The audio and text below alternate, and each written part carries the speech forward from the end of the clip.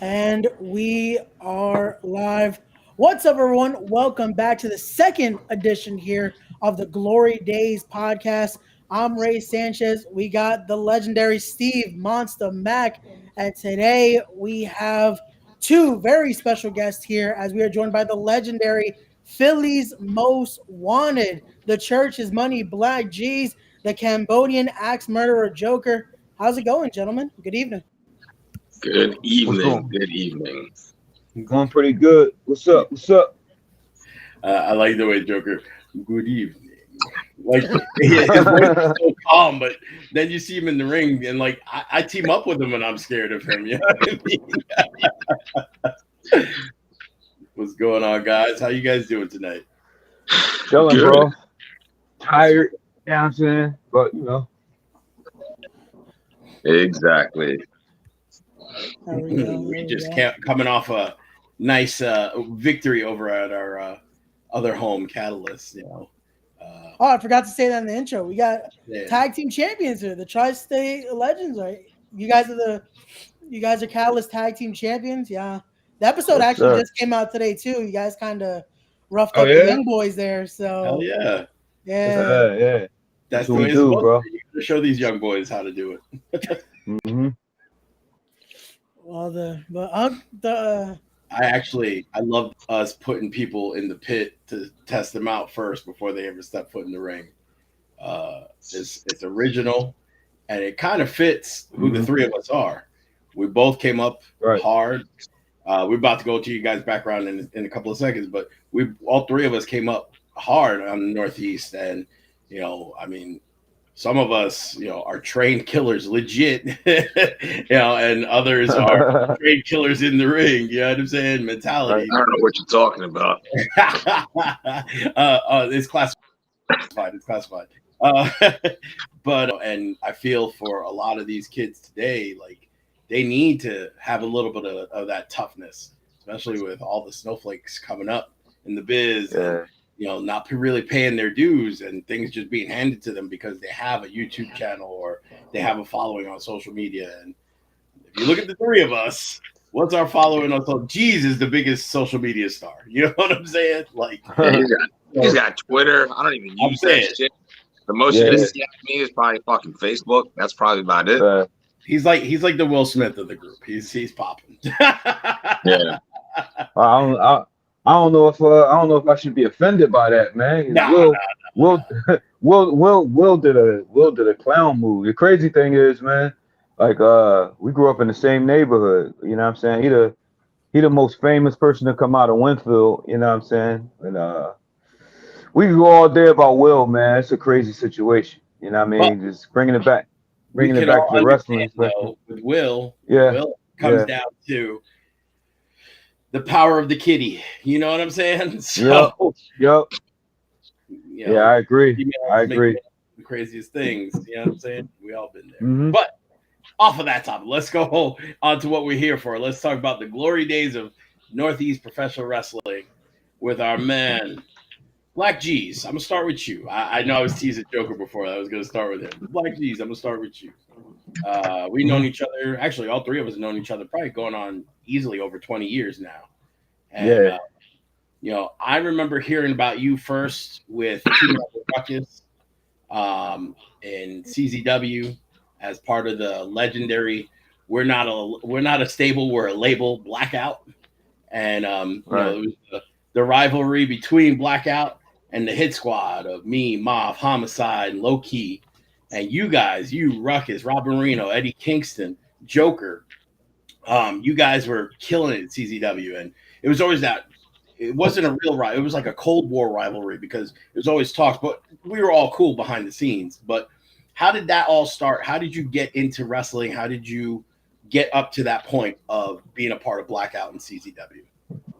I mean, I wanted to be a wrestler since I was a kid, you know what I'm saying? And once I got into it, got trained and everything, like long time ago, like the thing for us was I want to get in CZW. I got to get in CZW. It'd be cool to get in CZW. So then when it finally happened, like at the time, it was unbelievable. It was a feeling like I can't believe I'm in CZW. And then the goal was to be a star there. You know what I'm saying? So eventually, when Blackout was put together, like we took off like right away.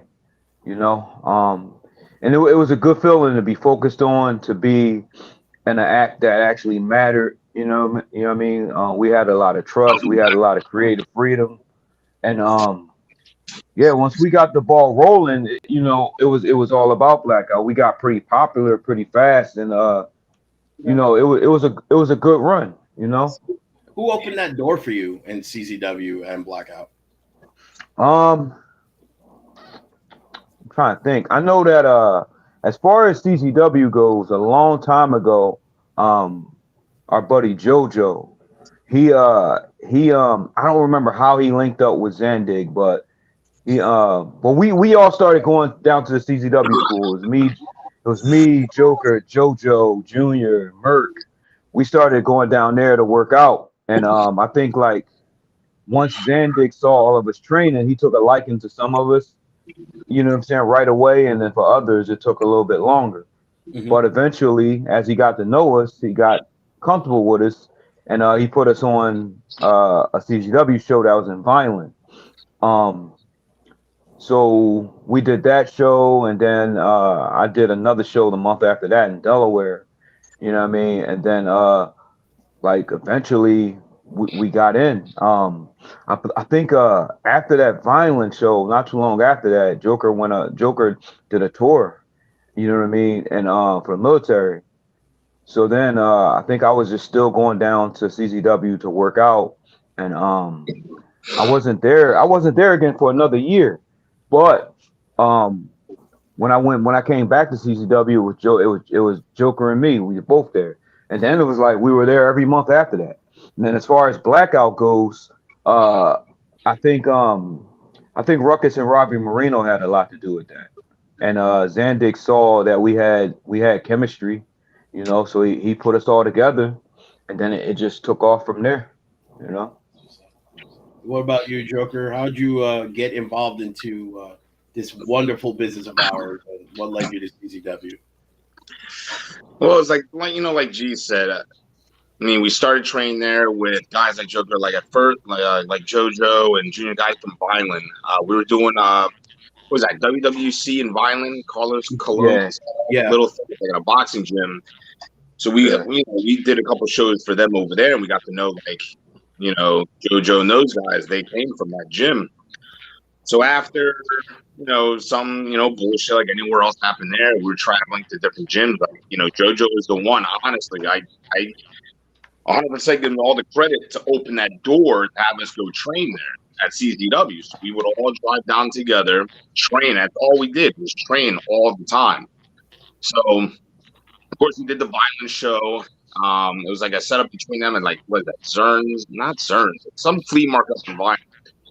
Yeah. So we did that show, and then right after that, that's when I left for my I don't think I was at my tour yet. I think I was leaving for basic training at the time. I was only like 19.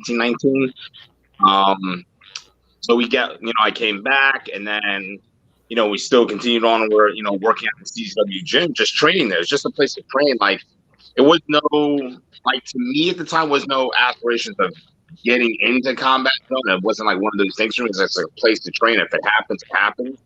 But thank God, me and Jeez just stuck it out the whole time. They're training there. John, took a liking to us. You got to see how John actually is, and I always refer to him as like a father figure to me. You know what I mean? Because he gave us like opportunities that no one had to, and he backed us up 100%. Where if we were, rumor or talks of people trying to take advantage of us or fuck us over or pay or whatever, John would hear about it, and then it would be settled. So, when it came down to Blackout, it was started. Yeah, it's definitely Robbie and Ruckus, and we've known Ruckus years prior to that. Like before Ruckus got into CZW, him and Hurricane Kid, we've worked for a guy out in Trenton, a couple of shows, and that's where we met Ruckus. So we working like 4 ways with him and Hurricane Kid, and that's where Ruckus got picked up by CZW because a lot of guys who was that who was I know all there. Dewey was there. There's Dewey Dewey, was at one of those shows, and somebody and then else. and that's when they saw Ruckus run up a wall and do a backflip. After that, that's what opened the door for him. He got there, so it was nice to like years later we get here and like the one thing about Ruckus, man, he's all about having fun and you know, and he remembers everybody. He's not one of those like superstar type dickheads, you know what I mean? So it was almost like we went back to where we left off. It started off with, you know, Jeez with them, and then I forgot how I came to picture. You got to think too. At Blackout, like me and Jeez were bullshit. The other like going up to Catalyst, like I think I've been kicked out of the group twice. So get kicked out to come back. But we start from there, and all great minds together. It was something different in that place. Ruckus had like that following, that clout. He brought in that weed flow with everything. It helped Jeez build to where he needed to be naturally. Because that's the one thing we admired about all the New York guys. Like everything from Homicide, Key, and you guys was like you guys were different. And I told Homicide every time, like the dude has been like to me an icon growing up in this business, right? Because we finally got to see people that were real, not the whole like the generic guy on TV that has to fit a certain mold. Like you guys were like real people. You know what I mean? The first time I've ever met you, Mack, was I'm a fucking weenie, and it was a show for PWA, and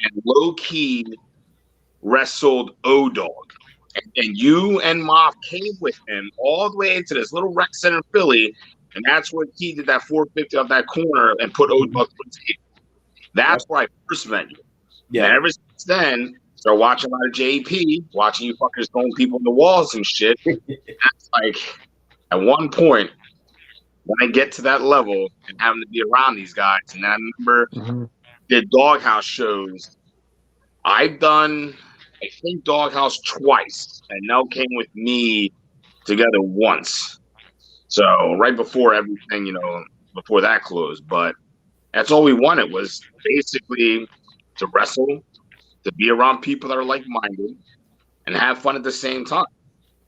Well, I like I said, I remember hearing about you guys because, you saw we were everywhere. We had wrestled for CZW at that point once or twice. But then we had, I guess you would say a falling out, but it wasn't really a falling out. It was a misunderstanding, and it led to like, well, we'll stay up here. You guys stay down there. And, every once in a while, we'd meet in the middle, or if we did a show in Philly, the CZW guys would come around and we'd hang out. And it was always love. It was never like, I know a lot of people were like, oh, CZW, JP, we gotta fight and defend our companies. But I always felt like, especially with you guys there, because again, to me, the way I saw it, we were all equals, and it was you guys are CZW Hit Squad and we're the JP Blackout, but it was unique enough that nobody was biting off each other. Everybody was doing their own individual thing. And like one of the things as you're talking, all I'm thinking of is I remember seeing Ruckus for the first time, and he's not the Ruckus that you know now. I mean, he's gotten a little bit bigger since he slimmed down totally. But when he first came out, what was he pushing? Like 320, 330? He was a big boy. Big. Yeah, he was. Doing all these crazy flips. And like my jaw was dropped every time. I was like, that's so insane. And like for me, like I do a lot of cool stuff at my size, but that was only because I was with Homicide and Key all the time. I was always trying to keep up with them. But with him, he wasn't trying to keep up with anybody. He was doing his own thing. You know what I mean? The same thing with you guys. Actually, Joker, I once I'm done, I want to ask you one question about why you chose pro wrestling, because I always see you as intense and just I see you more as an MMA guy. So it's crazy that you chose pro wrestling over MMA. But we'll get to it in a second. But like with Joker, I always saw like that intensity. Like I said, we team up, and I'm like, I should be afraid of him because he could snap and just beat my ass. What am I gonna do? Oh, I'm sorry. You know what I mean? And when I see Jeez is always, I've always been just interested in watching Jeez work, because I see Jeez try things that other people they can't even comprehend to add to the game in wrestling, whether it's promos or work in the ring or his moveset. he does flashy stuff, but for a guy his size, you would think he'd be like a Rey Mysterio. Not even. He's doing all this stuff to tell a better story in a match, and he's done that for such a long time. And I don't think people appreciate that because they think, all right, we're gonna see this little black dude, and he's gonna be Black Rey Mysterio, and, their stuff. It's almost like they're let down, but then they're like, but damn, that dude could work. You know what I mean? So like I always saw that Robert Marino could sell tickets all day. You got people come in, and Eddie Kingston, he's just Eddie Kingston. You know, the same guy that you seen up top. He was doing it back then, just a little less refined. You know what I mean? And the group, Blackout itself, it really was a label rather than a stable. You know what I mean? Like it meant something when they said those words. And like that, I mean, that group right there, I always say, like, man, if we would have had war games with them, whether it's in Philly, in Vineland, Bayonne, wherever, we would have drawn so much money, Hit Squad versus Blackout. But like I said before, Joker, how come you chose pro wrestling instead of MMA? Wow. Because I assume you have some legit background before you got into wrestling as far as amateurs, right? Well, I mean, I only wrestled in high school, but it was mostly like, I mean, I grew up in Kensington. Like I was the first minority family, grew up in an all Irish neighborhood. So you can imagine growing up how that was like, you know what I mean? Like, and growing up fighting almost like every time, getting my ass kicked, you know what I mean? Because I mean, you know, my dad wasn't like the fatherly type, I would say. He was like, he grew up like when I found out, like very strict, like grandmother, you know what I mean? So my father was like real old school, you know, just a provider, not into the whole like, you know, I'm proud of you, good job, that type of shit. So it's like a lot of things I had to learn kind of on my own as a kid. So fighting wasn't really like one of them, you know what I mean? Even though I was like big into like martial arts movies and shit like that. But pro wrestling was like, my mom was always into it. I fucking hated it. I dreaded every time that shit came on Saturday afternoon. Like, I fucking hated it. And it wasn't until later on to grade school that I was, you know, during the Attitude Era, Stone Cold Steve Austin, right? That was the big like eye opener. I was like, holy shit! And he stuck his middle finger. Oh, he said ass and whatever. And then ECW. I was introduced to ECW when it was on Channel 48 at the time in Philadelphia, and I remember having to sneak a TV into my room or go down to the basement, covered with a sheet, and be watching ECW at like, I think at the time it came on like midnight. So once I saw that, it's just automatic attraction. And then that's all I wanted to be, was a pro wrestler after that. That's all I wanted. Finally, luckily, during baseball practice one year when I was in the 8th grade, right next to our baseball field we practiced at was like a garage. And I would hear noises, you know what I mean? At the time, I didn't know what the fuck it was, but the motherfucker's bumping though. There was a ring in there. So the one day in the summer, they rolled up one of the fucking, you know, the door up, the garage door up, and you can see the ring. That's when I knew it was cool. It's the wrestling gym. So I inquired a little bit of it. At the time, I was like maybe 15. And my best friend at the time was like older than me. He was 19. So he, you know, wanted to be a wrestler too at the time. So we went, we inquired about it. It was like $50 a month. That was like tuition. And he had to play as my cousin so he could co-sign me being there. So, you know, going in every day was like nearly 6 days a week training, nothing but bumping, fucking Hindus, like everything from like just regular back bump. You're doing hundreds of them. Then you're doing a face bump, which a lot of people don't do apparently like as much as they used to. Then you start getting to your flip bumps and things like that, and then hitting the ropes. Everything was like building your body up to it, and it just sucked. And I'm watching guys, you know, having matches, you know, right when we're done, they're in there and they're doing, you know, free, you know, like open mat time. And then I'm like watching them and I'm like, holy shit, you know what I mean? Like, that's where I want to get to hopefully soon. And I remember finding out finally what pro wrestling is all about. And it broke my heart right then and there. I was like, what the fuck? I think I'd been gone. So I was like, I thought about it. I had like an epiphany, and then I just stuck with it. And there was this dude at the gym at the time. I don't even know his fucking real name, but they called him Aspirin. Apparently, I found out there's an aspirin in every fucking gym. There's that one guy that gives everybody, And Aspirin was a younger black dude. I think he was in maybe early 20s, like anywhere from like 21, 22. He was like 6'3". And his gimmick for PW at the time was Izzy the Clown. This dude had a physique. He was young, and he introduced me to fucking New Japan at the time. Like the Super J Cup, Benoit, like Pegasus Kid, Benoit, Liger, everything, right? Thank God for this fucking retard, because like that opened everything for me. And I've been a huge Benoit guy. That's where all my intensity comes from. Like, it's just a channel of just Benoit, like, period. You know, I'm more of a, even like on the outside when it comes down to work, and then when it came down to like, you know, my military career, I've always been a methodical tactician. I would never rush into shit. I knew how to like turn on that switch, you know what I mean, when need be. You know, how to go from just being sitting down, being a little bit composed, being methodical. I'm always constantly thinking, always constantly battle planning, and then right into, you know, violence of action, like just like that. Even with work today, I go from just being really calm, collective. Everyone thinks I'm always mad all the time, but I'm constantly focusing and thinking, and then I can just turn it right on. So the same thing that happens while wrestling just opens everything up, and that's the one thing I love about it, because it allows me to have that creative space to do it without being like penalized. You know what I mean? Real quick, for those who don't know, what branch of the military were you in? Well, I joined the Army National Guard because, let's see, at the time, 9/11 happened. I was senior year in high school. I went to an all-boys Catholic school in Center City. First period I remember, first plane hit, it was U.S. government. Second period was like Theology 101.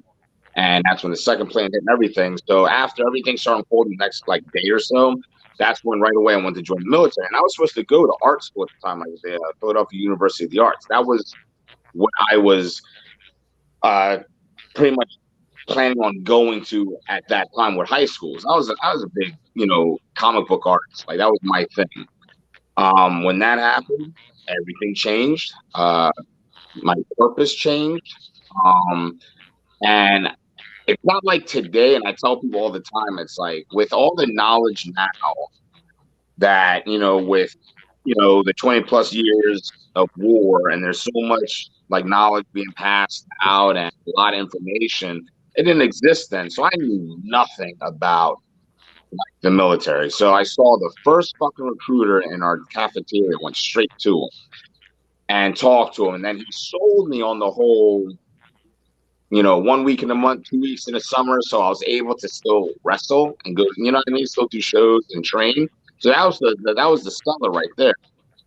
And of course, you know, after high school, that's all I focused on was like having fun before I went to basic training. And then right after basic training, it felt like a sense of belonging in a way, like something like that I felt like this is what I was supposed to do. Then I go my first deployment, and that's when like I grew up in like a battlefield. Like it just, everything to me clicked.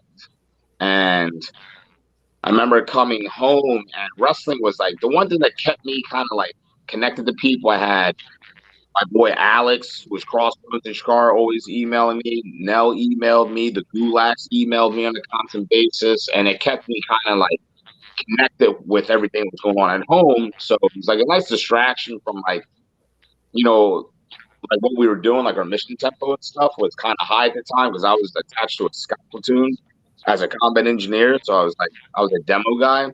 Mm-hmm. And our rotation was one platoon would do day ops, the other one would do night ops. So that's what we do for a week with rotating days off. And then when we did our high value target, like our raids, we'd all come together, do our planning, go to sleep all day basically, wake up, get our shit ready, do our last minute rehearsals, and we roll out by 2 a.m., 3 a.m., snatching our high value targets in that area, in that sector. So once, you know, doing that was fun. I mean, I felt like that's what I was meant to do. Wrestling was a little hard coming back because I didn't fit well. Like it was the whole coming back, and I didn't have like a sense of purpose anymore. And that's what I was struggling with for a long time when I came home. And wrestling was like probably the only thing that was kind of pulling me back to like a little bit of normalcy, I could say. Because without it, I definitely would have went back right away, which I ended up going back like a year later with a different company at B class, a different MOS, went overseas again, this time as a sergeant, a team leader. And then wrestling was always like that one thing that was there, and a lot of times I want to do it even to this day. Sometimes, like seeing a lot of the shit, it's like, look, I had my fun. Now it's like all I want to focus on is having fun. You know, being around guys like you, like I dread, truthfully, like going to a fucking show and having to do shit. If you paid me just to go hang out with you guys, hey, I'm with that. You know what I mean? And I mean, things in the business has changed. They left a bad taste in my mouth with dickhead promoters and shit. You know, you have a vision what you want to do, and I don't ask for much. You know, I just want to go and have fun, and you know, you get dicked over, and then like you were saying earlier with the fucking snowflakes and all this bullshit now, that's changed the game, and my for the fucking worse. Like I was telling Nell driving up the Catalyst, the thing that fucking changed everything for me. I remember being a flyer skate zone, going to take a leak. Grown ass man was standing the mirror using a fucking straightener straightening his hair. That's when I knew I don't have a place in here anymore. That's what I knew. Because you look at that time, what year was that? Probably like fucking 2014. 14, yeah, around that time. Combat Zone locker room looked like a casting couch for a gay porn. Yeah, it changed a lot from what it originally was, definitely for sure. We'll get into it in a little bit. Thank you for your service, though. I always appreciated that. Oh, it was an honor. It was fun. Trust me, it was fun. But you know, it's cool that we have, because you know, in wrestling, there's so many fake people, and you know, I've always thought of you as someone who's very real, and it's not just you, obviously, Jeez, and you know, the guys, you guys all know, all three of you know who my guys are that I hang out with, because I keep a very tight circle, and to me, those are like the realest guys that I see, and every time I've seen you, it's always been respect and love, and I've always had a lot of respect for you because you put your life on the line, and you know, there's not a lot of guys that I know that would do that, including myself. I'll be honest. I play a tough guy on TV. You know what I'm saying? I'm not really tough. I'm a video game nerd. What do I know about being tough? Nah, but realistically, you know, you have always been someone that I looked up to because, you know, when you think of the term man, and this has nothing to do with any of the PC nonsense that's going on today. This is just being a human being. When you look at the term man, anybody who's willing to sacrifice themselves for others, to me, is the definition of a man and a leader and just pure respect. So I always thank you for that. And like I said, you'll always get mad love and respect from me. But thank you, man. It's like it's the same thing with me to you guys, man. Like I mean, G could testify. We watched you guys the early days of fucking JP. You know what I mean? Like we watched you guys, and then being able to like be in the same room and look at as peers is like a huge thing, even to this day. Like I don't take anything for granted when it comes down to like getting together with you and fucking Moff and even D. Like I take nothing for fucking granted. It's like, you know, being in that same position again as we were looking back when we were younger, you know what I mean? Trying to find like our way, and then seeing you guys help pave that way for us. So for me, thank you. No, thank you. I appreciate it. Thank you. Ray, I'm going to let you ask a question in a second. I just want to ask G something. Did you always, because you have one of the better physiques in pro wrestling, and I'm not saying that like off of what Joker just said, but you, ever since I've known you, though, you've always been shredded and ripped. But in your later years, you got, I mean, ridiculous, and you know, you have the dungeon, as you call it, in your house, and you constantly posting pictures of you working out. And was it something in you that you've always had to be jacked, or was that something because like Jay Lethal looks the way he looks, and he never works out. I know this for a fact. We've talked. He just naturally has it. Is that something that you naturally have, or is that something that you've always had, like you built, and then in the later years you just went crazy with it? Well, for me, I got good genetics, but once I got in, like it was like this. Like, so obviously, I'm a smaller guy. So when I started, it was the era of giants. So it was like if you're a smaller guy, you're not gonna, you know what I'm saying? You looked at like you're not gonna do anything but fly around, you know. So I had to go to the gym. I had to look like a wrestler. Like I didn't want to be like a lot of the other smaller guys where they're just small and their gimmick is they're small. So it's like by default, they have to wrestle like a smaller guy. You know what I mean? There are some things that being a smaller guy that I still have to be able to do by default. But again, like I never wanted to be pigeonholed with the rest of the smaller guys, you know? And then it was like over the years when I saw other guys coming up, whether it was like getting in bigger companies, getting signed, whatever, I looked at it like, what do these guys have that I don't have? We're the same height, basically.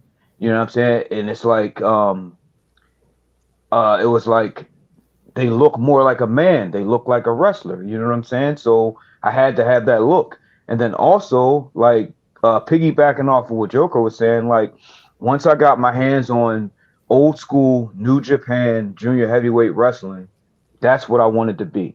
You know what I mean? Like Black Tiger, Chris Benoit. You know what I'm saying? You know the legends of the old school New Japan junior heavyweight division. Like I wanted to look like that. I wanted to embody that. And then once you get in the gym, you just get addicted. And then you know what I mean? You see the development. Like wrestling is it's all about it's a cosmetic business. You know what I mean? So it's like I always wanted my presentation to be top notch. I wanted people to look at me and be like, damn, this dude is put together.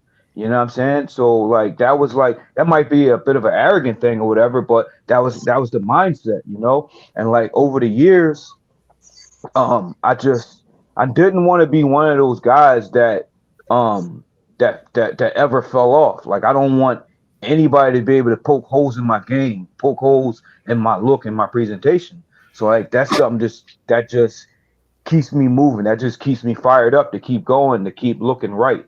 Because like you don't have to look like a gym guy to be a wrestler, but in my mind, I have to look a certain way. You know what I'm saying? It's just me. I have to look a certain way to be taken seriously, you know. So that's pretty much what it is. I have to look a certain way. I have to present myself in a certain way. I owe it to the game, you know. It definitely helped you because I remember in the discussion about who the next JAP champ would be, Key and I both said that you're a believable champion, and like nobody was against you at all, but it was definitely the look. You look like a man next to the rest of these boys. And the crazy thing is that you were the shortest one there, but you look more of a man, a grown ass man in this business, as compared to some of these kids that look like twinks. You know, and look, they could all wrestle, and like, you know, I put you. The first match that I gave you was Keith Lee. You know what I'm saying? It was for a reason. It was because I wanted everyone to see that you have that different style. And that was a great match. You know what I mean? If I can find it anywhere, please, I recommend you look up Keith Lee versus Black Jeez because, you know, they put on a great match, you know, and like I said, the whole thing was we're going to have a champ. We didn't know at that point what was going to happen with JAP. We thought it was going to last a little bit longer than the 2 shows or 3 shows that we did, but we were looking at it as we wanted someone who's going to be taken serious as a champ. When you look at the poster, because nowadays when you look at these posters, it really does look like a teenage magazine, Heartthrob magazine, you know, and you know, and listen, there's some great talents out there. I love the talents that I'm seeing. I love the styles that they're bringing. Obviously, there still needs to be a little bit more, but you know, when I looked at Jeez holding the JP strap, I was like, see, that looks like a champion. You know what I mean? That looks like someone that, all right, what's he gonna do? And then if I know you, I always looked at it like, if I know you and I know that you're short, how are you gonna overcome something? So the first thing there, Keith Lee, one of the most popping wrestlers at the time, huge. It's a total David and Goliath. But if you watch the match, that match wasn't David and Goliath. That match was a wrestling match. It was a good fight. You know what I mean? And there's a point. One of my favorite pictures is when Keith Lee is sitting outside on the guardrail because you wore him out. And he looks like he got hit by the Mondays. You know what I'm saying? and that's, that's one of the cool things I loved about working with you and having you at JP was you got to be, outside of your normal zone, and that focuses on you. Even though I try to get Joker in as much as possible, and we did that that crazy match at the anniversary show with the Cage with you and Key. It was supposed to be Homicide in there, but Homicide got a zipper put in his forehead like an idiot. It wasn't his fault. He caught I think was it Sammy's? I think it was like Chicago or some shit. Yeah, something like that. And he just caught the back of his head, and we had Joker in there. We did some stuff that that month before in Bayonne, and I just wanted to make sure that we had you guys in there because, like I said, we were trying to establish that it was the locker room of grown men, and it was you were gonna come in there. You weren't just going to get thrown in there with anybody. You're going to be thrown in there with people that know how to work and people that look like fighters. And you guys are always one of my top choices, both of you guys. But I am going to let Ray ask a few questions because I keep taking up the time, and I know he's got some stuff, and if I know Ray, he's also got pictures and clips ready for you. So there you go. Definitely. Now, but first off, before we start the convo here, shout out to Desmond Cole in the chat. Des Cole. There we go. Again, that episode just dropped today on Catalyst, so go check it out. Desmond Cole versus Griffin McCoy, and stay tuned for that ending of the match because that was a sight to see as well. It's a lot of fun. But here we go. Before we get into the questions, first off, I have to say thank you guys for allowing me to be a part of this conversation as well, because just being a fly on the wall here, getting to hear your guys' stories is amazing. And also, Joker, thank you again for your service. Truly an honor to get to speak with you here today. Thank you. Thank you for having me. But let's get into it. I do have some pictures here. So I want to ask for both of you, again, we heard about the pairing. We heard about how you guys had your mentalities getting into wrestling. But how did the pairing happen? How did we get to this here with you guys joining together here? And again, when I was doing my research, Ray does his homework when it comes to this stuff. I got to do my research, man. I want to know, how did we get here and how we get to, initially the pairing of Sabian and Joker. How did that happen? Man, let's you start from the beginning now. You start. All right, so that school that Joker trained at, right? So originally, like I was getting my first at first I went down to see Hard Rock Hamilton, you know what I mean? And he was one of those types that was like, it was me and my cousin Aaron. Aaron is a big guy, right? So when Hard Rock Hamilton saw Aaron, he was like, I can do a lot with you, but with you, I don't know, you're small. You know what I'm saying? You're not going to make it. So he was the first person. Hard Rock Hamilton was the first person to tell me that I wouldn't make it because of my size, right? So so then I ended up getting trained at like Damon Feldman, man. He had like it wasn't really a school. He had like crash pads in like in a nightclub in like a little past Upper Darby, you know what I mean? And I was learning how to bump on these crash pads. I was learning from Crash Crew, Gemini and Munch and Sebastian Rose. Yes. So then there was a time where they were like, okay, so we have this school that we're actually going to go to. It has a ring. You guys are going to really learn how to wrestle, right? So that school that they took us to was where Joker got trained at, you know.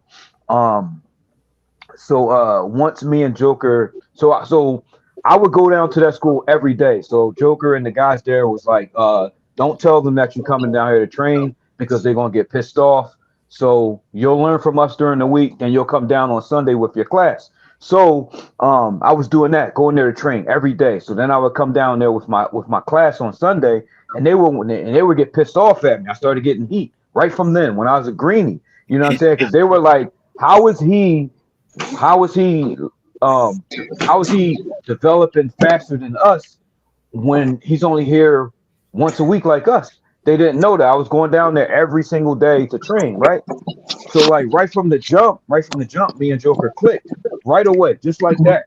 And then it was just like we were training partners, and then everywhere that we wrestled, we were paired up together. You know what I'm saying? So like that picture you showed, that was Chikara. I sent a tape of me and Joker stuff to Quackenbush. Quackenbush liked it, and he brought us in. You know what I mean? So then it started from there, man. We started doing our thing. So then the name Sabian, man, I got that name from I got that name from the Negotiator. Every time it comes on, that's all I think about. Well, I had it listed on my cell phone as Sabian up until like maybe 3 years ago. So. Yeah, man. So it was just like you know how it is, man. When you're trying to come up with a wrestling name, like I couldn't think of anything. So for whatever reason, that name just clicked, and I was like, I'm gonna be Chris Sabian.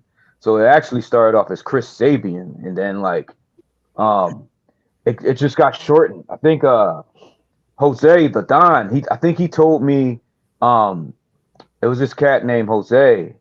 He was running the show, and the show that it was actually the show that we met Ruckus on. So like before that show, he pulled me aside and he was like, hey, we got to come up with a name. Chris Sabian isn't happy, meaning that name sucked. So I couldn't think of anything. So then I either said, let's drop the Chris, or he said, drop the Chris, just be Sabian.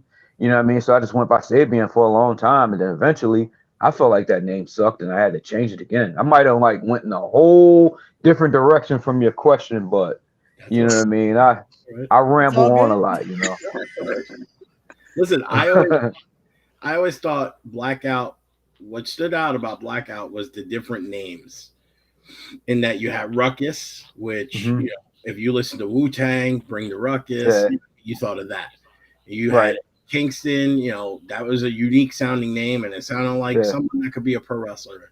Joker, you know, like whenever I hear Joker, I always think of like the Mexican mafia guys. You know what I'm saying? Like that's my little Joker Holmes. You know what I mean? And like that's somebody that you ain't gonna screw with. You know what I mean? And then whenever I heard Sabian, I was like, damn, that's unique. That's not like a regular name. So it's got to be something like it's one of those names that you want to check out what's going on about this dude that he's Sabian and why is he with the group. Does that make sense? Right. It makes sense. It makes sense. Yeah. But then when the Black Jeez name came from a night hanging out with John Dahmer. Remember that shit? Yep. Shout out to John Dahmer, man. I got a chance to wrestle him like once, and it was a lot of fun. Yeah, he's a smart dude, man. He's a brilliant guy, like real cool, real chill, but like that, like I was like, you know, talking about earlier with the Black Jeez name, it was right after the infamous Becky Bayless ass grab and the bitch slap from the Midwest coming from Jimmy Jacobs afterwards. Straight shoot, too. Straight shoot. So I remember we would hang out at Dahmer's a lot, right? Like late as shit watching like old like Smoky Mountain or whatever and just bullshit. Just shoot the shit and bullshit. And Dahmer came up with this fucking slogan and joke. Like Becky was blessed by Black Jesus. So he blesses them by grabbing their asses. So for a while, Jesus doing after that, he would always go like this. And grab chicks. And then ever since then, it just became like the household name that he developed to where he's at today. That's what's up. Grab the cakes, jeez. Yeah, hell yeah. Oh, that's great. Hey, it worked out because that was going to be my next question. So how do we develop into the next? How do we get to Black Jeez? So that works. That's perfect. There you go. Thank you, Becky Bayless. Yep. Yeah, definitely. Alumnus. Was it like Uh, soft? I think I've asked you that a while. Was it like soft or was it like firm? Like soft as in Appreciate it. I don't work out soft, or like you know what I I mean? think, Like a yeah, I pillow. know what you mean. I mean, it was a long time ago, but I think it was probably firm. I think it was firm. You know what I mean? I'm gonna have to Um, look back. yeah, yeah.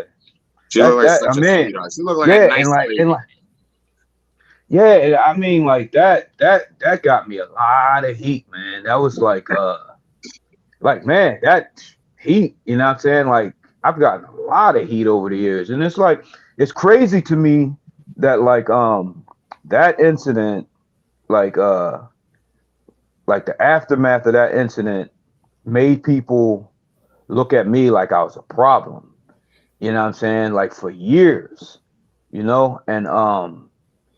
like it's crazy, man. And it even feels like, man, how long ago was that? That was like at least what, 15 years ago? And it still What was feels that? oh 2000? Like 2000. 2004. So like Was it 18 years 4? ago, right? 2004. It happened Jeez. at Cage of Death 6, which was in 2004, right? Yeah. So it's crazy, man. It feels like like 18 years later, it seems like some people still hold a grudge over something that happened in wrestling 18 years ago. That's crazy, bro. That is Because crazy. You know what I mean? then the CZW fans, we could talk about it. They were Yeah. passionate about the product, and Mm-hmm. they followed everything religiously and defended everything CZW religiously to everyone. Right. That's why that JAP CZW food was able to exist, because both fans on both sides, they carried that feud hard, and the CZW fans, obviously, they had greater numbers. You know what I mean? And like as the internet progressed, because back then when we started, there was no internet. I mean, there was, but it wasn't. There was no YouTube. Right. It was just message boards, and you really couldn't do much. But as the internet progressed, I felt like CZW grew with the internet because the fans were so insane about the product, and I always felt like you guys, Blackout, Gage, Hate Club, just all those guys that were the CZW heart was what they loved the most, and they always carried things over. As far as your hate, I never saw anybody really hate you. I saw people that were like what you said earlier, like, damn, this guy's really good. Why is he so good? You know what I mean? I did see that, but coming from, a guy who went to almost every locker room on this side of the planet, I rarely saw any hate your way. But I will say this before we move on to the next question. Me and you share something, because one time storyline, I was wrestling Pretty Boy Matt Striker, WWE Matt Striker. He came out with Becky Bayless, and we had like a little bit of a 3-match feud. And at the end of the feud, Becky Bayless turned on Matt Striker, and me and Becky Bayless made out over Matt Striker's body, and I dumped her right there. So Nice. we got some common ground. Who knew? Yeah. Man, it was just one of those things, man. Like I don't understand like heat. You know what I'm saying? Like you're gonna get heat, brother. You're gonna get heat. It's like that term, like more often than not, is BS. Because like think about it, like you getting heat over something that's like ridiculous, and like But this so-called heat, you know what this so-called amplified it though? Like it wasn't what's that that? just the ass grab, is the fact that at the time no one knew that you've been wrestling at the time, probably going like 5-6 years, right? Like you've Yeah, paid so like dues. No one knew that. So the right, fact that so when Jimmy smacked you and you smacked him back, that's what put the gasoline in that that's fucking fire. exactly because I was looked at like I was a student, like I was probably a CCW student. So it was like, why did this CCW student do this? So it was like I get slapped to put the student in his place, but I'm like, nah, bruh. You know what I'm saying? Now I've been wrestling for 5 years or whatever, but also I'm a man first. You know what I mean? And like you like all three of us, we come from the same background. You know what I mean? So it's like if somebody slaps you, you're gonna slap them back. It's not gonna be one of those I get slapped and I'm like, oh, thank you for putting me in my place, sir. Nah. You slapped me, so you're getting slapped back. You know what I mean? So and then going back to the heat thing, it's like most of the stuff that gets you heat, that stuff can be taken care of with a conversation between adults. You know what I mean? It's like this so-called heat, it's not involving anything serious. You know what I'm saying? You can just talk it out, but the vibe of pro wrestling is like little things like that is frowned upon. Being speaking up for yourself and speaking up for the boys, like when you have that lane to be the general, if you speak up for yourself and the boys, it's frowned upon. You're looked at as hard to deal with, unprofessional, all that other nonsense. You know what I'm saying? And it's like guys like us, we cut from a different cloth, and it's like we going to stand up for ourselves. We're going to stand up for the people that don't have a voice because they're scared, and it's frowned upon. So like it's crazy. Like people in the business will take that and look at and try to run with it and try to keep you out of companies, hold you down. Yeah, don't book him. He's a problem. You know what I'm saying? Because guys like us, we're influential. So when we come into locker rooms, like these weak-minded people that try to keep all of the power, they don't want guys like us because their influence is going to be gone because real cats like us are there. You know what I mean? It's crazy. You know, I could go on and on and on about that stuff. You know, Of course. but it's like, When it comes to this business, perception is reality. yeah, They yep. perceive you as one thing, and they can get Mhm. other people to believe that perception. Then that's Yeah. the reality. But we know it's the truth. Yeah, because like I looked up to the old school guys that you look at them and you believe everything. You know what I'm saying? Like let's go old school. Ted DiBiase, Rick Rude, Jake the Snake, the Horseman, guys like that. So it's like a lot of cats in the game, they would see like my promos and all that, and they'll think that that's the person all the time. When I'm like, damn, bro, we in the same business. The camera is on. Like the fans are supposed to believe that. We have educated eyes here. You know what I'm saying? We're on this side. Why are you? You know, it's crazy. There's a You lot know? more of the fans on the other side of the guardrail now, and Mhm. it makes it hard Mhm. for business to be done so that more business can be done in the future. Like a lot of people don't see the big picture, so Right. they want to do things right away. That's why a lot of companies now, they're not developing storylines.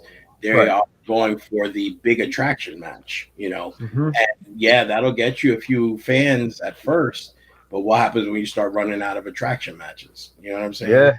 And Exactly. the business model it could be changed, but I feel like there's a lot of people who don't want to invest because Right. they're tired or they don't know how to. And, Yeah. and but in the long run, I think as long as guys like us are around to show the younger guys that can work, that really want it, then Yeah. the things will be okay. You know what I mean? Like kids like Desmond Cole and Ray was interviewing Tristan Ty, Gabriel Sanchez, Gabriel Sky, and because I was looking at your name at the same time, Ray. Those guys, the younger guys, and like there's a few other cats, that are in Mhm. the business now that are, they probably got less than 7-8 years under their belt, but they're good and they're humble and they respectful, and there's a few guys like that are coming up that I feel like as long as guys like us are around to show them, they'll carry on that tradition. You know what I'm saying? Right. Yeah. So, real quick, like because the CZW locker room combat zone was led by John Zandig, someone that you both respected and someone that I respected, but I had to earn his respect as well by working for him later on. But he was someone that he cared about. At least that was the opinion I got. I didn't work as under him as you guys did. He always came off as someone that earned the respect of his peers. What did you guys think of him? Like I said earlier, like I looked at John's like a father figure to me. Like we'd have these small like conversations right off to the side, like he'll just shoot the shit as I mean, he came up hard in like that part of Jersey. You know what I mean? Like John ain't no fucking overnight tough guy. Like John's got a fucking reputation back in the day. You know what I mean? And he carries that with him well. He's loyal as fuck. I mean, you give him loyalty, he'll back you up. Like he'll fucking walk through the gate to hell with you. You know what I mean? Like that's John. John knew how to bring the guys because he's one of the boys. That's what he was. He was like one of them rare like promoters. You know what I mean? Like you have certain promoters that are workers and promoters, and 9 out of 10 times it seems like now. Like the same person wants to be involved in everything. They want to be in the top matches and all that shit. You know what I mean? With John, no, it was all about the boys. It was about his product. Like John had this vision, Combat Zone, and if anybody was a step in the way to try to change it from what he wanted it to be, there was going to be a problem. That's why the booking, probably towards the end of us being there, was changing. Like one point, Matt Pancoast got thrown down the stairs in the fucking crow's nest. You know, I remember that shit now. That time Burns and CZW parted ways. Like there was a lot of turmoil because John had this vision, and for a long time back then, I've always wondered, like, why didn't John want to work with other companies, like like look at WXW, whatever, right? And until I see why firsthand, when fucking DJ exploited the company, and that's when I understood why John didn't want to do it, because John, with CZW at that time, and still even today, has such a fucking huge name. You know what I mean? You can't deny it. Fucking Combat Zone. It took over the arena right after ECW went under, right? So with WXW, when you look back at it, what the fuck was CZW going to gain from WXW Germany? Nothing. What did they have to gain? Everything. And that's why John didn't work with a lot of these companies. And I didn't notice it until later. Of course, you mature a bit and you see things from a different, spectrum. And John wasn't there trying to get rich like a lot of these motherfuckers. Now, that's the problem today. Everybody, it's like the same saying goes at my job in jail. Every cocksucker wants to be a fucking Pablo Escobar. Everybody. Every cocksucker wants to be a fucking Vince McMahon. That motherfucker grew into money. That's how he got to where he is. Look at Tony Khan now. It's the same thing. I'm not disrespecting any of them. It's just the way it is. It came with money. You're not coming up in this fucking business to be a rich man. If you are, you're a fucking fool. Wake the fuck up in the morning and wash your mouth out with fucking buckshot. That's how fucking stupid you are. You think you're going to come into this shit being a fucking millionaire from nothing. It's not the way it works. And that's the problem now, because everybody wants to create this product. What's gonna make your product different from everybody else? That's the main thing. What's gonna be different? You know what I mean? Like you see, of course, like in my opinion, and this is my opinion, like this industry needs WWE. Bottom line, you need it. Because think about it, without him now, what is anyone going to aspire to be or to go to? You need him. He creates the competition. He creates like what we hunger for and want to do. Honestly, you know what I mean? Because of that, you take that away.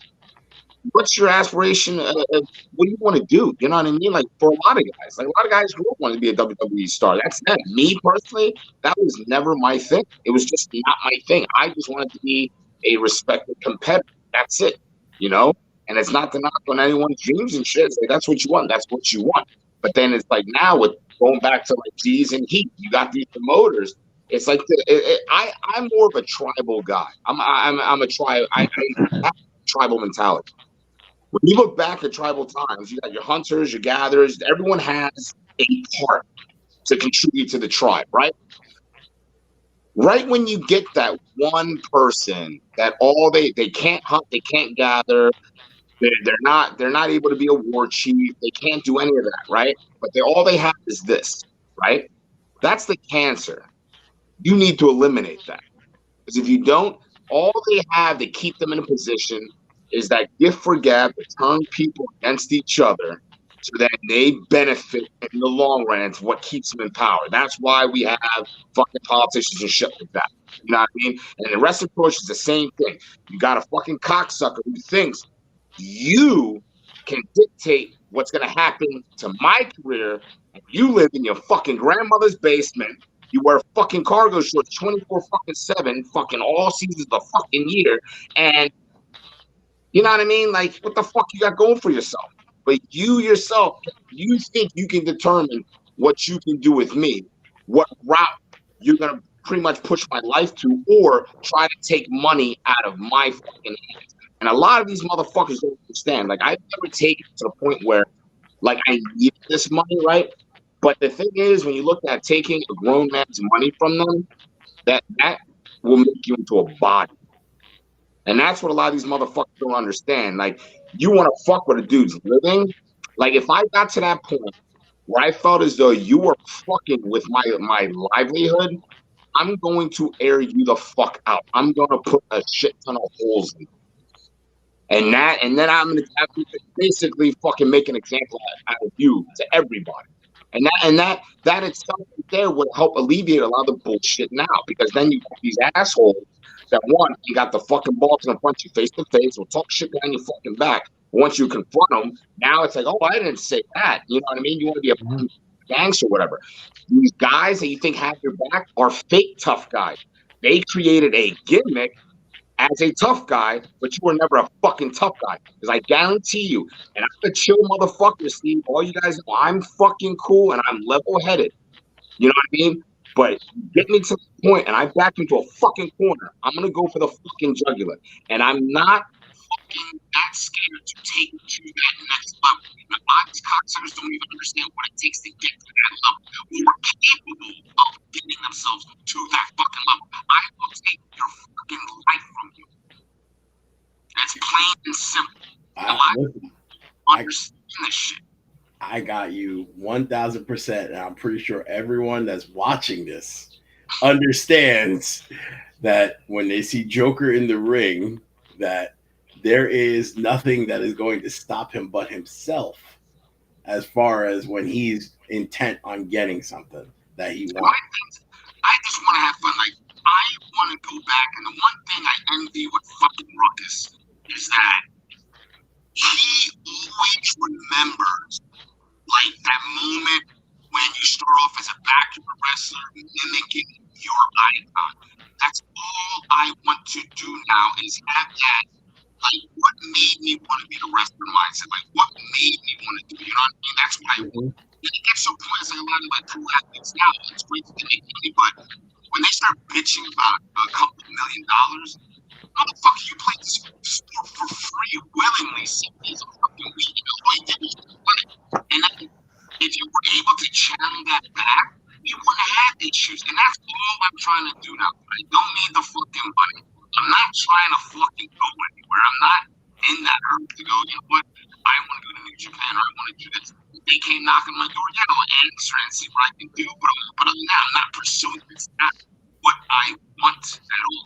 My only thing right now that I want is like to hang out with my friends for probably some of the final times I may have wrestling, you know what I mean? Until I can finally maybe feel comfortable enough to take that vaccine. I've tried it many times, and it's so hard because it's like part of my fucking DNA. Doing it since I was like 15 years old, you know what I mean? And it's not going away. The bottom line, it's part of your fucking genetics, basically. So, you know, and the driving force behind it is just, I just want to have fun and be with my boys, the people that I call brothers. You know what I mean? Like, I fucking hate like fucking whatever it is. You know what I mean?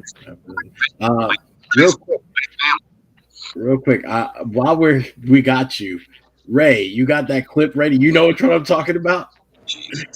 We got a few. So which one would you like? About who I asked about, Mr. Zandig and Joker. Got you.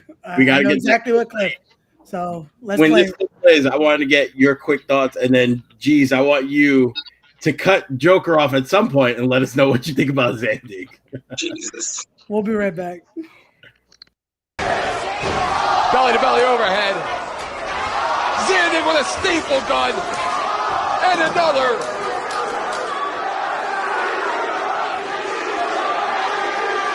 Dewey Donovan is a madman.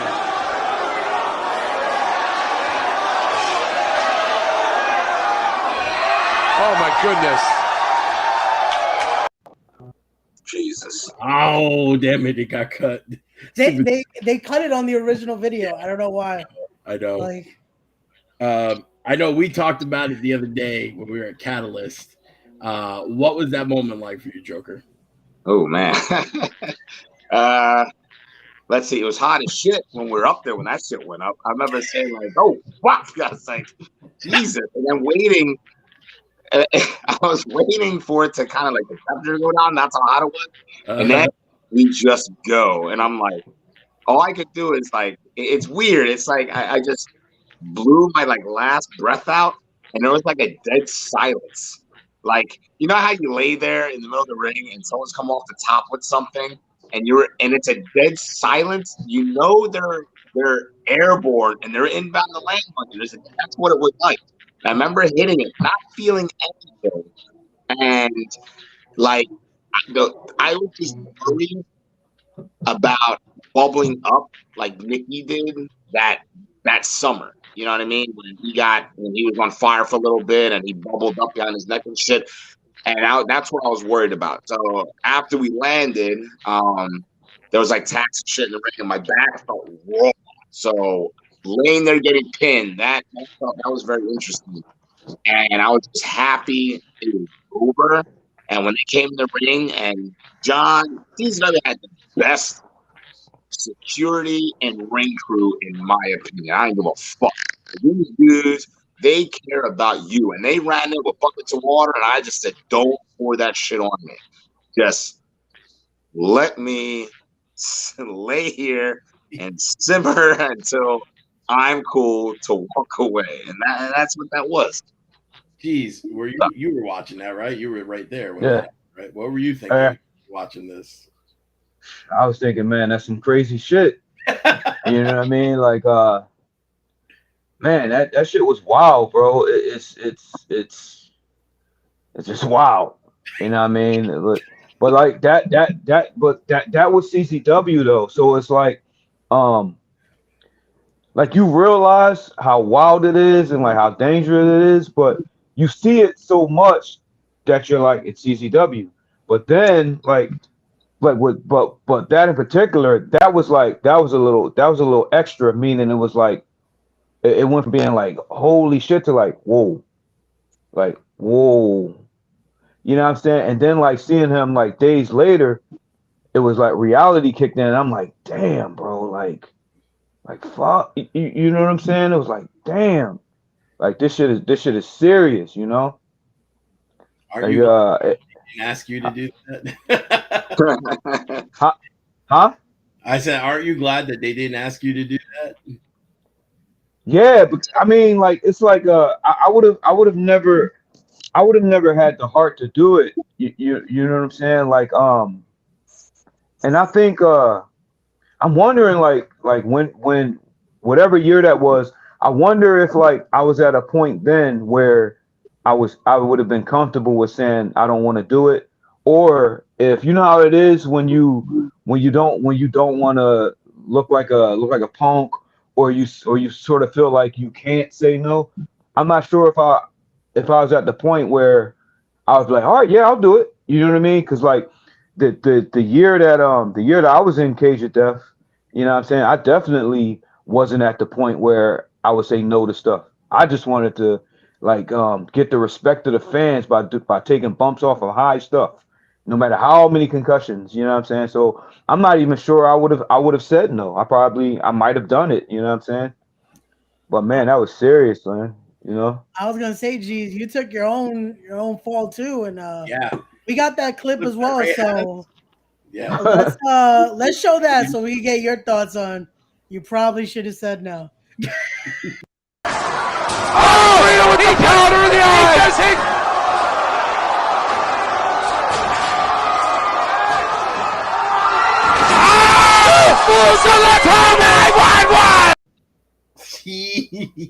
No matter how you look at it, that would never work out perfectly. Yeah. There's no way. Right. There's no way. True. There's no way. It's not because it's not like in practice. Because you came down like the safest you can come down. Yep. It's like that. Yeah. And like back then, it was like no fear. Like back then, my mentality was, I'm in CZW. I just want that holy shit chant. I just want that Yep. CZW chant. I just want the fans to like me, regardless of if I cripple myself or not. You know what I'm saying? I just want Zandig to be like, good shit, brother. Stuff like that. And like I remember like when we were about to do the spot, you know what I'm saying? Cash is like, you ready? I'm like, I'm ready, let's do it. So we do it, and then next thing I remember like sitting up in the locker room like what happened. You know what I'm saying? It was a wild night. And like not only me, but like the bump that Jack Evans took was wild. You know what I'm saying? Like, man, like a couple of us could have checked out that night. You know what I'm saying? It was wild, man. But those were the days, man. Those all that stuff. Yeah, definitely. Shout out to Jack Evans. Shout out to Chris Cash. Yep. But like all of that stuff, whether people think it's foolish or not, that's all part of the journey. You know what I'm saying? That's all part of like a lot. Like all of us have done a lot of stuff that maybe now thinking back, it's like, why did I do that? But it's part of the journey. That was like all part of like what made you love this. You know what I'm It's saying? the You're rite just of trying to climb. passage. You had to do it. Right, exactly. Exactly. You're trying to climb that ladder regardless of how you got to do it. You want to get to a certain point, and it's like, fuck it, let's do it, you know? So I'm still here breathing, you know what I'm saying? Not banged up, so it all worked out. Joker is still breathing, you know what I'm saying? Exactly. Not banged up, so it all worked out. Steve is still here breathing, you know what I'm saying? It all worked out, you know? So that's just part of the journey, you know?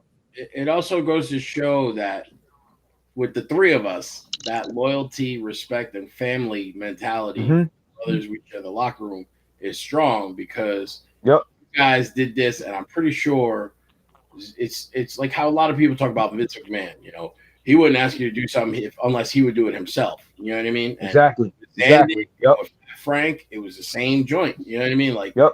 they wouldn't ask you to do something unless they would do it themselves. You know, Yep. and you know, like you said before, you wanted to get that good job from the boss. You know what I mean? Because you knew that you were doing your job and you were getting the respect of your peer. You know, and Yep. you know, I feel like a lot of this stuff. I mean, I watch clips where I'm like, damn, where like you know the Head Shrinkers. That's one of my favorite tag teams of all time.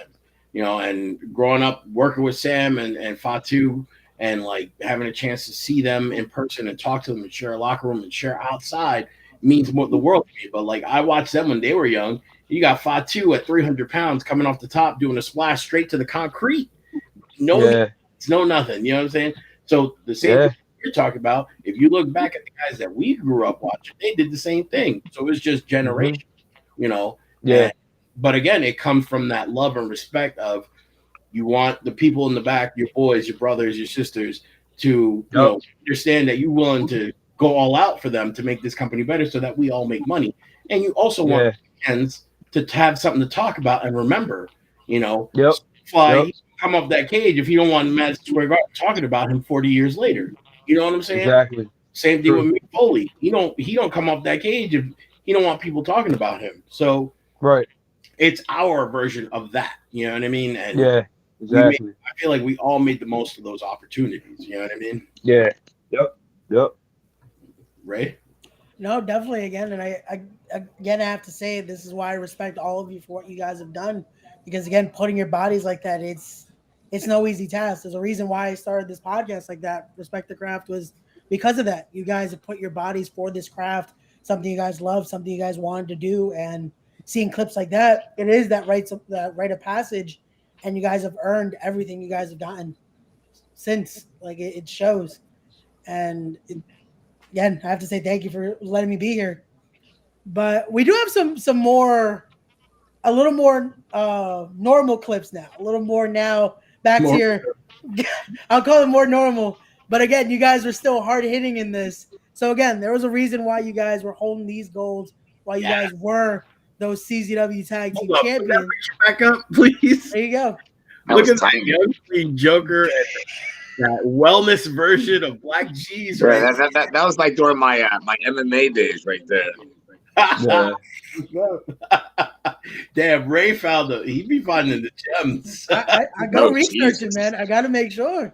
Again, there's a reason why it's Glory Days. I got to go back all the way.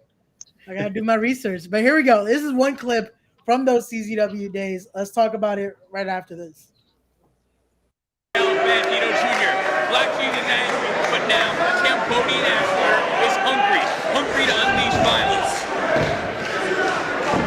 Jeez dispensing of Bandito Jr. now, and Azrael is all alone with both Philly's most wanted members. That's a place you don't want to be. Here we go. Oh! Crushing the lungs, crushing the ribcage. Oh no, this is not good for Azrael. Oh! And that. I can tell you from first-hand experience that your air leaves your body when that elbow makes contact, and all you can do is, what the fuck? That's what's up. Was that Azrael and Bandito in that match?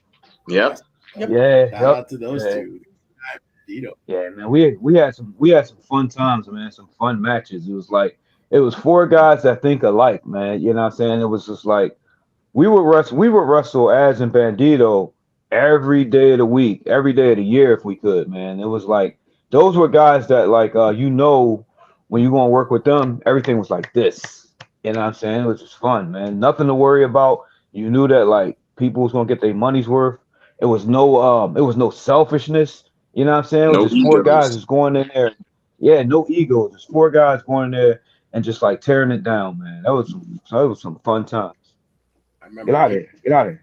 My dog keep getting in the way. Get out of here. Hearing about that feud big time, that being one of the most standout parts of CZW at the time, because you guys were tearing it up every single time you get in there with each other. And I was able to catch one of the matches.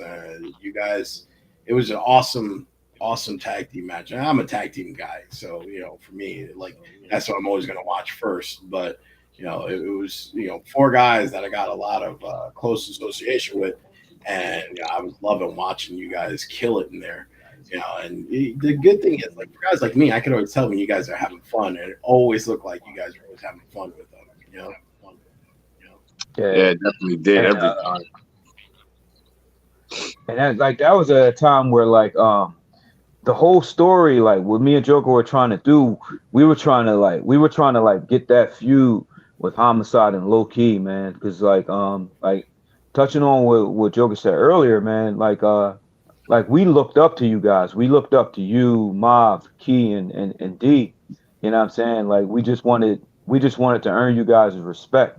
You know what I'm saying? And then once we met and got cool with each other and became colleagues, man, that was like a bucket list shit right there. You know what I'm saying? So it was like we wanted that feud, or even if it was just that match, Joker and Jeez versus Homicide and Low Key. You know what I'm saying? It would have been like, if I'm being honest, it would have been like our final test. You know what I'm saying? Like those are the big bosses right there. It was like that would have been our final test. If we get in there with those two and we succeed, we can accomplish anything in the business. But you know what I mean? Like normal wrestling politics stopped that particular match or feud from happening. I mean, it eventually ended up being Homicide in Kingston, which we did in CZW. Then we did it in Jersey All Pro. The Jersey All Pro match was way better. You know what I'm saying? It turned out way better. You know what I'm saying? With that match, you know what I mean? But that's the vibe we was on, man. We was just going out there having these tag matches, just going out there destroying things, man. Like we was able, man, like if wrestling politics wasn't what it was, we would have man, like it would have been sky's the limit for what we could have done as a tag team in this business, bro. You know? Yeah, definitely. It's funny you mentioned that tag match. I got the graphic here, but also I got a short clip from it. I was able to find a little bit of that matchup, so let's play from that JAP matchup and talk about again how insane that match was. Apparently they went to public school. Down goes Homicide, and Joker's against the rope now. Big kick. Homicide laid out. It could be it. New champs.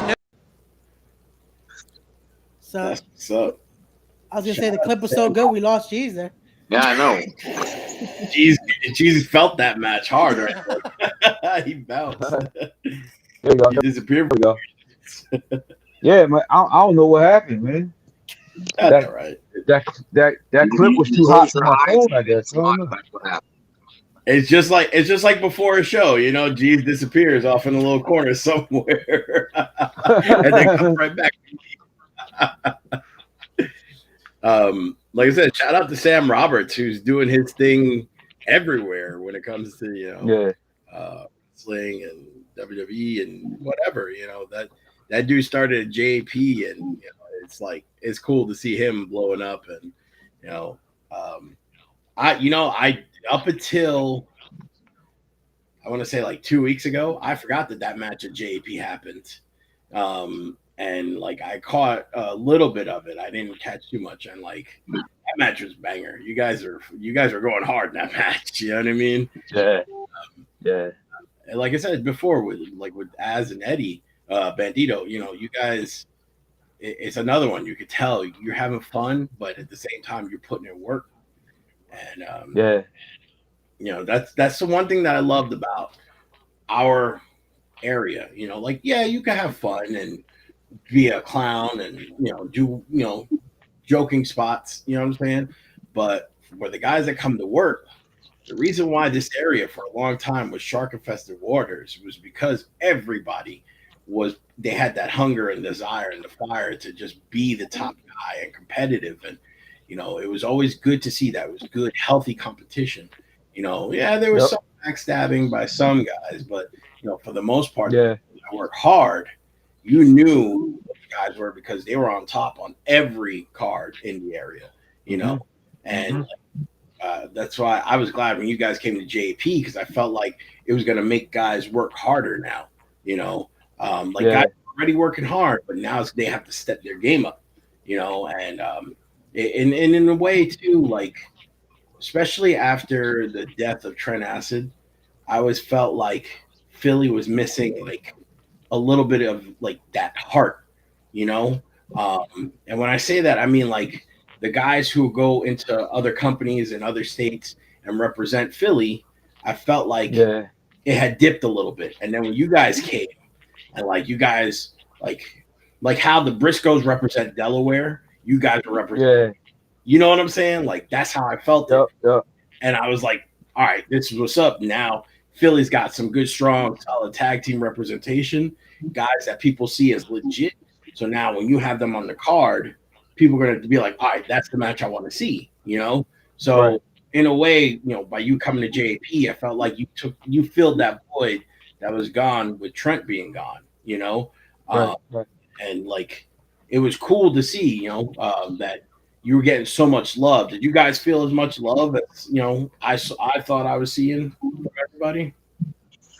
Yeah, definitely. I mean, I felt it a lot like when, you know, with JP, it was like a locker room that I felt more like welcome compared to like a lot of places. I'm not saying I went to like, I mean, you get fair share of locker rooms or whatever. I mean, everyone had respect, but it was like, it wasn't so different from our environment. Like anytime I went to like New York, I had a lot of love out of New York, you know, from all you guys and stuff, because we both kind of like see as the same type of people. Like we're all in the game to hustle and fucking get our name out there and work together, because we're all from the same type of environment. You know what I mean?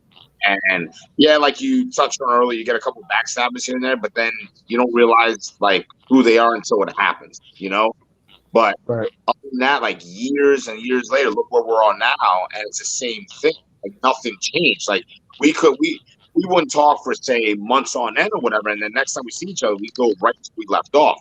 Like I have close friends to me that are the same as us here out in the Midwest. Like there's only a few of them, like Nate Webb. You know what I mean? Like he's one of the few from out there that is just as tight as I am with you guys, you know? So it's like a rare thing to find, but once you have that, it's like a lifelong like brotherhood, you know? And the only way you'll know is being around the people, and then that's when the similarities will start to come out, that natural you know, like relationship would just start to show itself, you know? Like I love being in New York because after Philly went down, and then we were doing like, I consider fucking Northern New Jersey fucking New York anyway. But it's like, it was just another, like, it was something that filled in that void because we didn't have that in Philadelphia anymore. Like, there was no CCW. Right. The arena basically, they did their great, thing with that. And it's, it wasn't the same. But when we're out there with you guys, that's when we were around like real people, you know what I mean? And certain motherfuckers that I won't consider real, I don't really associate with. You know what I mean? I'll respect you, I'll be courteous and shit, but if I don't like go out of my way to talk to you or anything, it means I don't give a flying fuck about you. You know what I mean? So like we all naturally kind of line up and attract to each other, and then we go right to where we left off.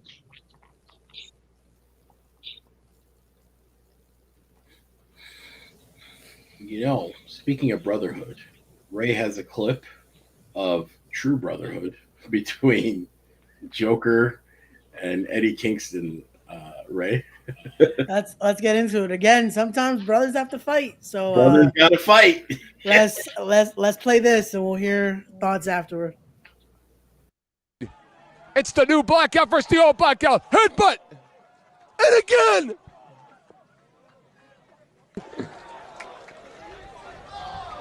And some headbutts with the barbed wire. The two bulls in the center of the ring. Setting up Marino. Oh no, it's Rocky. Yeah. So normal headbutts didn't do it. It's like, let's add barbed wire to this. Hey. That you can tell that was definitely a Joker idea. No, it was actually me and Eddie. We called it the Passion of the Christ spot. Okay. It makes sense. Yeah. Okay. Now, the one thing with me and Eddie is like, me and Eddie can go 100 every time. Like I'm not. There's never a moment where I don't trust him with my safety. I trust Eddie with my safety 100%. Like we go at it hard. And I like working with people like that will. Like if I get shot, I expect to get it back. You know what I mean? If you get shot, I'm gonna give it back. Like I've been a firm believer. I want the person in the first row to feel everything. You know what I mean? Of course, being safe, being cautious. But I want you to feel like I want you to understand like you can't do what the fuck I do, even though I'll pay $1,000 to come in and you're not doing it. You know what I mean?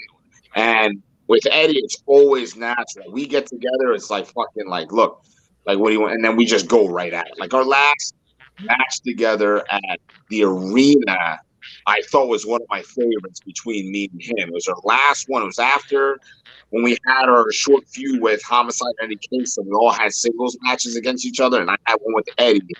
And that one went hard, even to the point where low key. What show was that after ours? Now, was that the one with Key was on right after that? Is that like Evolve or some shit? Yeah, it might have been, yeah. I remember he pulling us aside, like, he's like, you guys went pretty hard out there. You didn't have to. You know what I mean? Trust me, I don't want everyone got the Key impersonation.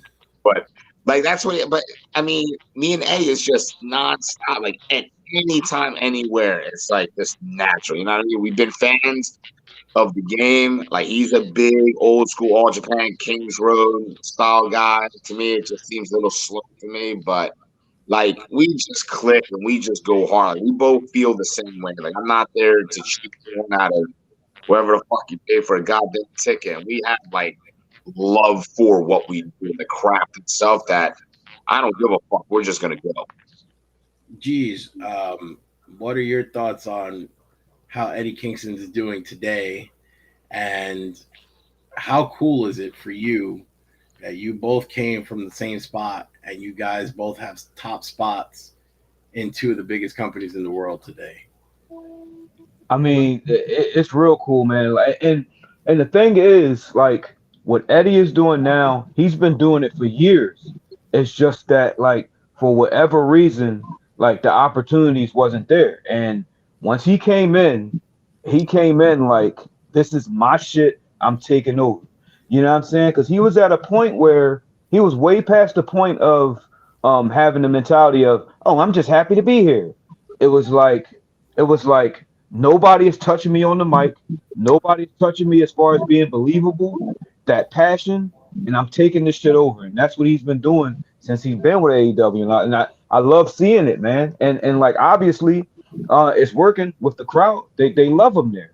You know what I'm saying? And Eddie earned everything he's got. He's earned it. You know what I'm saying? And like as far as myself, like yeah, I had whatever accomplishments, whatever resume, but for whatever reason, being in a company that has a TV presence, that was the one thing that was always escaping me. You know what I'm saying? And like I couldn't quit. You know what I'm saying? I had to keep going. You know what I'm saying? And like I always like, you know that saying where they say cream always rises to the top. I always looked at that as like a bullshit saying, but it's true. You just got to keep going. You know what I'm saying? And like the doors open, and like thankfully, a couple of my OGs looked out for me. You know what I'm saying? To help make that happen. You know what I'm saying? Like I owe a whole lot to Homicide. I owe a whole lot to Pat Kenny, Simon Diamond. You know what I'm saying? Because these are two people that always believed in me and always wanted to have me in a position where I'm succeeding. You know what I'm saying? And like every time I go out there, not only at NWA but everywhere now, I'm looking at it like I'm sort of representing both of them in particular, because these were two guys that made it in this business that wanted me to succeed. So I go out there and not only to make myself look good, but also because I feel like I have their names, you know, attached to me. You know what I mean? So it's right now, man, it's a really good feeling.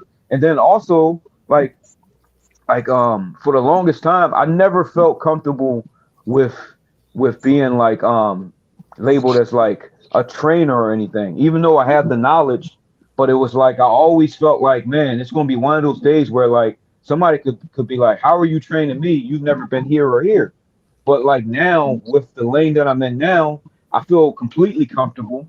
You know what I'm saying? I probably didn't even need this platform that I have now to be able to do it. But in my own brain, you know what I'm saying? Like that was like the one thing that I needed to accomplish so that I would feel comfortable with like being a trainer, being a coach or whatever. And then also touching back on Homicide, like seeing like how he's been able to like navigate through the waters being an agent.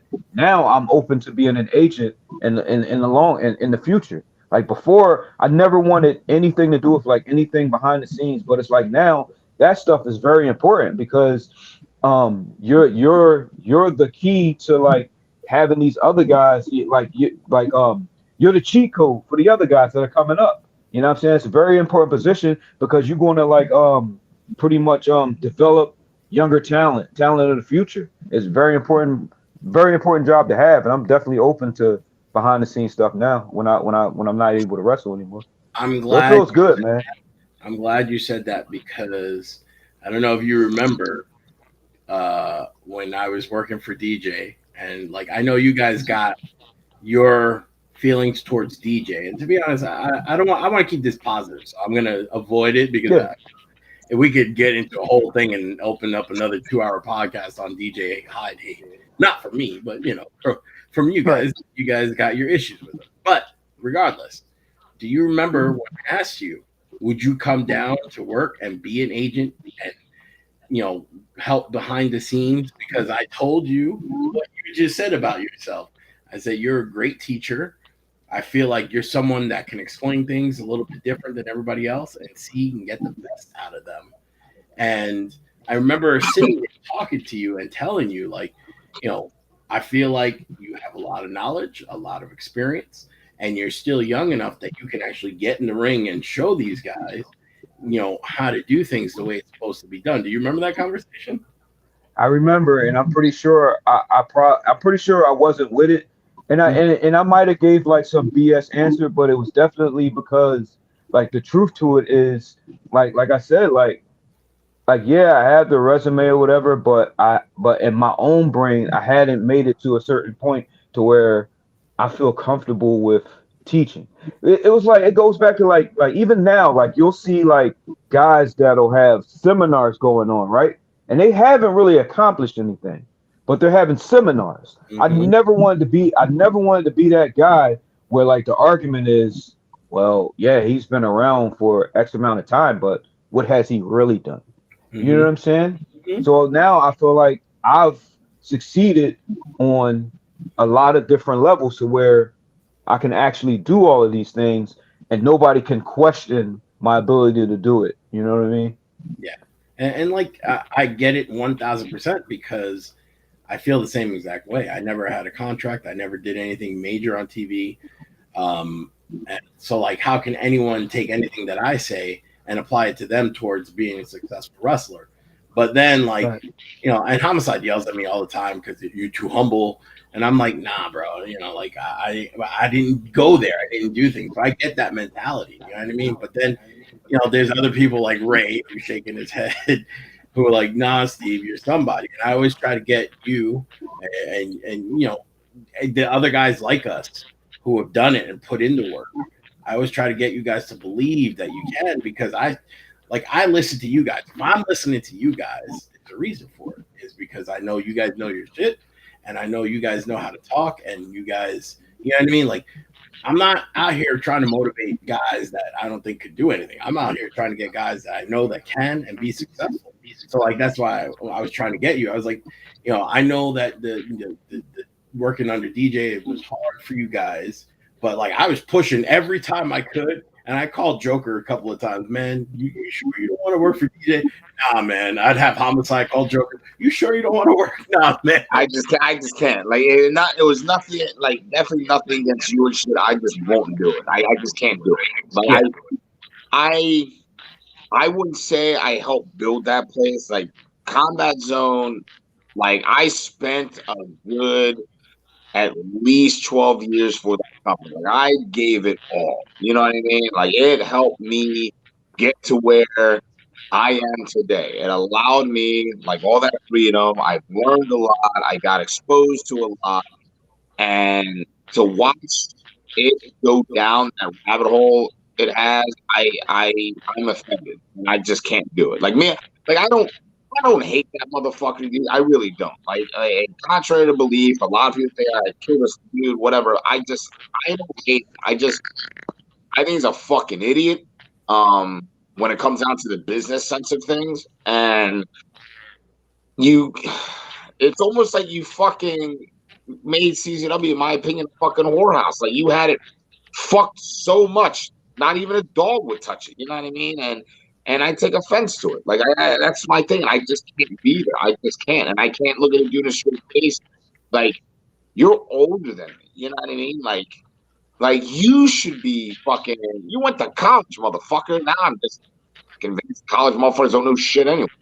But you should be explaining to me how this shit works, and I should be learning from him. You know what I mean? Because I still see him. I don't see DJ as like a dickhead under me. I see him like a little like. As equal or a little above at times, but seeing how you're taking something like this and you're just like it's like throwing money into a fucking fireplace. Like you're fucking it up. You know what I mean? You're not getting anything out of it. And I just can't be there looking at you with a straight face and you know just be hard about it. Like I was never like a match agent type of guy like with Nell, like exactly how Nell said it. And I probably feel a lot worse not wanting to run a clinic. Like, I don't even want to go to a training and teach shit. Like I just go, I'm the guest. I just want to go what you guys, like, what everyone's doing, join the program. And if you ask me a question, I'll answer. I'm that type of guy. I'm not, don't fucking ask me to run anything. That's just not how I am. I've taken so many hiatuses, you know what I mean? And I just don't feel right being that guy, like, you know, like Jeez and like you were saying, you know what I mean? Running a seminar where fuck no, that's the last thing I ever want to fucking do. You know what I mean? But you got questions, I'll gladly answer them and work with you, but not into seminar sense. I just don't feel right. But like the agent part with Combat Zone, like I wouldn't mind doing it. And I love sharing what I see perspective when guys come up to me and it's like, what do you think? And I break things down, seeing these things. And I was just fortunate enough later in my career to where I had guys like you guys telling me like the truth, you know what I mean? And breaking things down to me. And you have other people that are out there that they honestly don't give a fuck. I'm like, oh, yeah, look good. Like I nitpick little things because I am my own worst critic. So I want everything from my lockup to be fucking thorough and convincing, my whip offs, everything. There's a fucking like legitimacy behind it. You know what I mean? It's like violence of action. It's every movement is deliberate. I'm not wasting movement. Not even a step is wasted. And I break it down to them and ask me, and I look at these little things because I put myself in their shoes. If I was them, what would I want to point out? What would I want to improve? You know what I mean? And then I'll never bury a person because I was like them at one point. Who the fuck am I to basically take your dream from you? I was you at one time. You know what I mean? Some people do deserve it, but still, like, I just can't do it. It's like, look, look straight whatever. I critique it, and that's about it. But as far as like what combat zone, it's never against you. I just couldn't do it for him. I just can't. Well, I know that Jeez was just at the school. What was that, last week, Jeez? And no, it was last night. It was Tuesday. Tuesday night. Yeah. I know that a lot of the guys, the kids that are coming up there, and they're trying to run a different focus. And this isn't a sales pitch for me because I have nothing to do with the company anymore, and it's not under bad terms or anything. But I feel like a lot of those kids that are there now, who are he's starting to bring back up, I feel like they all looked up to you two guys. And at any point in time, should you decide to ever go back, that CZW would be a lot better off with you guys teaching those young guys. The hungrier guys, you know what I'm saying? That I feel like you guys would be able to, do some business with them. Of course, my daughter's calling me right now, but I really feel like you guys would be, very influential to that place should, you ever want to decide to take an interest in those guys. You know what I'm saying? I'm trying to get her to hang up. My daughter's calling me on FaceTime. Sorry. I mean, I would consider going. Like I talked about, with my work schedule and shit like that. And then, with my situation, like I get my daughter, when I'm done work and I pick her from school, take her home, and then we go to the gym and whatnot. But it's like I'm not opposed to somebody to see it and get a feel for it.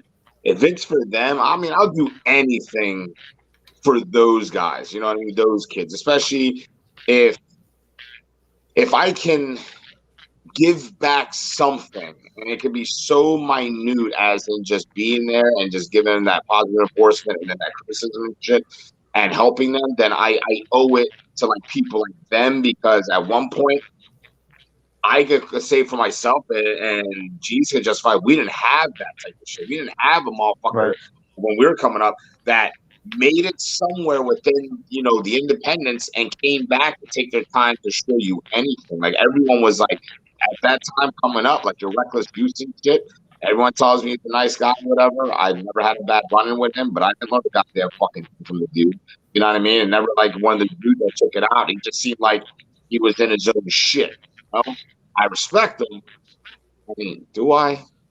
Well, but back then there was definitely a glass ceiling though, because back then the guys that were the indie names, they didn't want the young guys like us coming up, especially from New York and Philly and New Jersey, because there was a certain group of guys who had it on lock, because they were the guys that were, whenever the WWE was in town, they would get called and get used for, and, all that stuff. So they were protecting their spot. So we didn't, when I look back at our time when we first started, a lot of times they weren't giving us opportunities. We had to really go out and take it. It's not like now you put out a press, hey, I'm open this weekend. Who wants to book me? And somebody will hit you. Yep. I mean, we had to earn any spot that we were given, anything we were given. We had but to like going back, I want to go stopping by there and actually like seeing them and seeing what's going on and like work with them. I'm not opposed to that at all. Like if it's talked down with business and shit, I'm not. It's just not on the table for me. But maybe stop by to train and work with them and seeing how they are and actually contributing and giving back. I'm all for it. You know what I mean? And like, in the future, I may stop by. I've already stopped by the Monster Factory. I've already done super crazy, super crazy. Having the time to go and then just being there, enjoying myself. Like, a lot of guys just coming up and if I can help them, but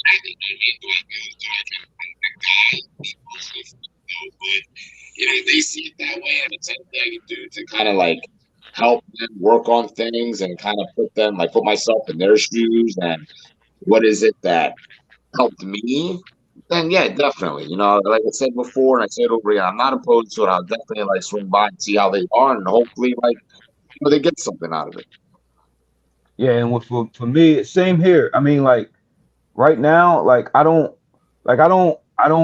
have interest in like doing the shows, but I'm definitely open to like popping up at training and helping these guys. You know what I'm saying? Because it's like now, like I feel like the knowledge that I have and what I've accomplished, I feel like I'm the cheat code for these guys. You know what I'm saying? And you know how it is, Steve. Like over the years, like it was always a mentality of to get here, you got to work here.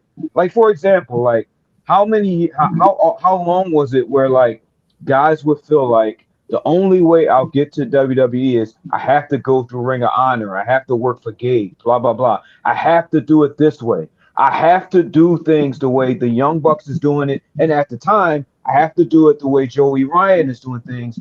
And it's like if you didn't feel that way, it was frowned upon. I never was that guy. I always was like, there's many lanes that you can go to make it to where you want to ultimately get to. You know what I'm saying? I never changed the way I do things, and I've made it to where I've made it.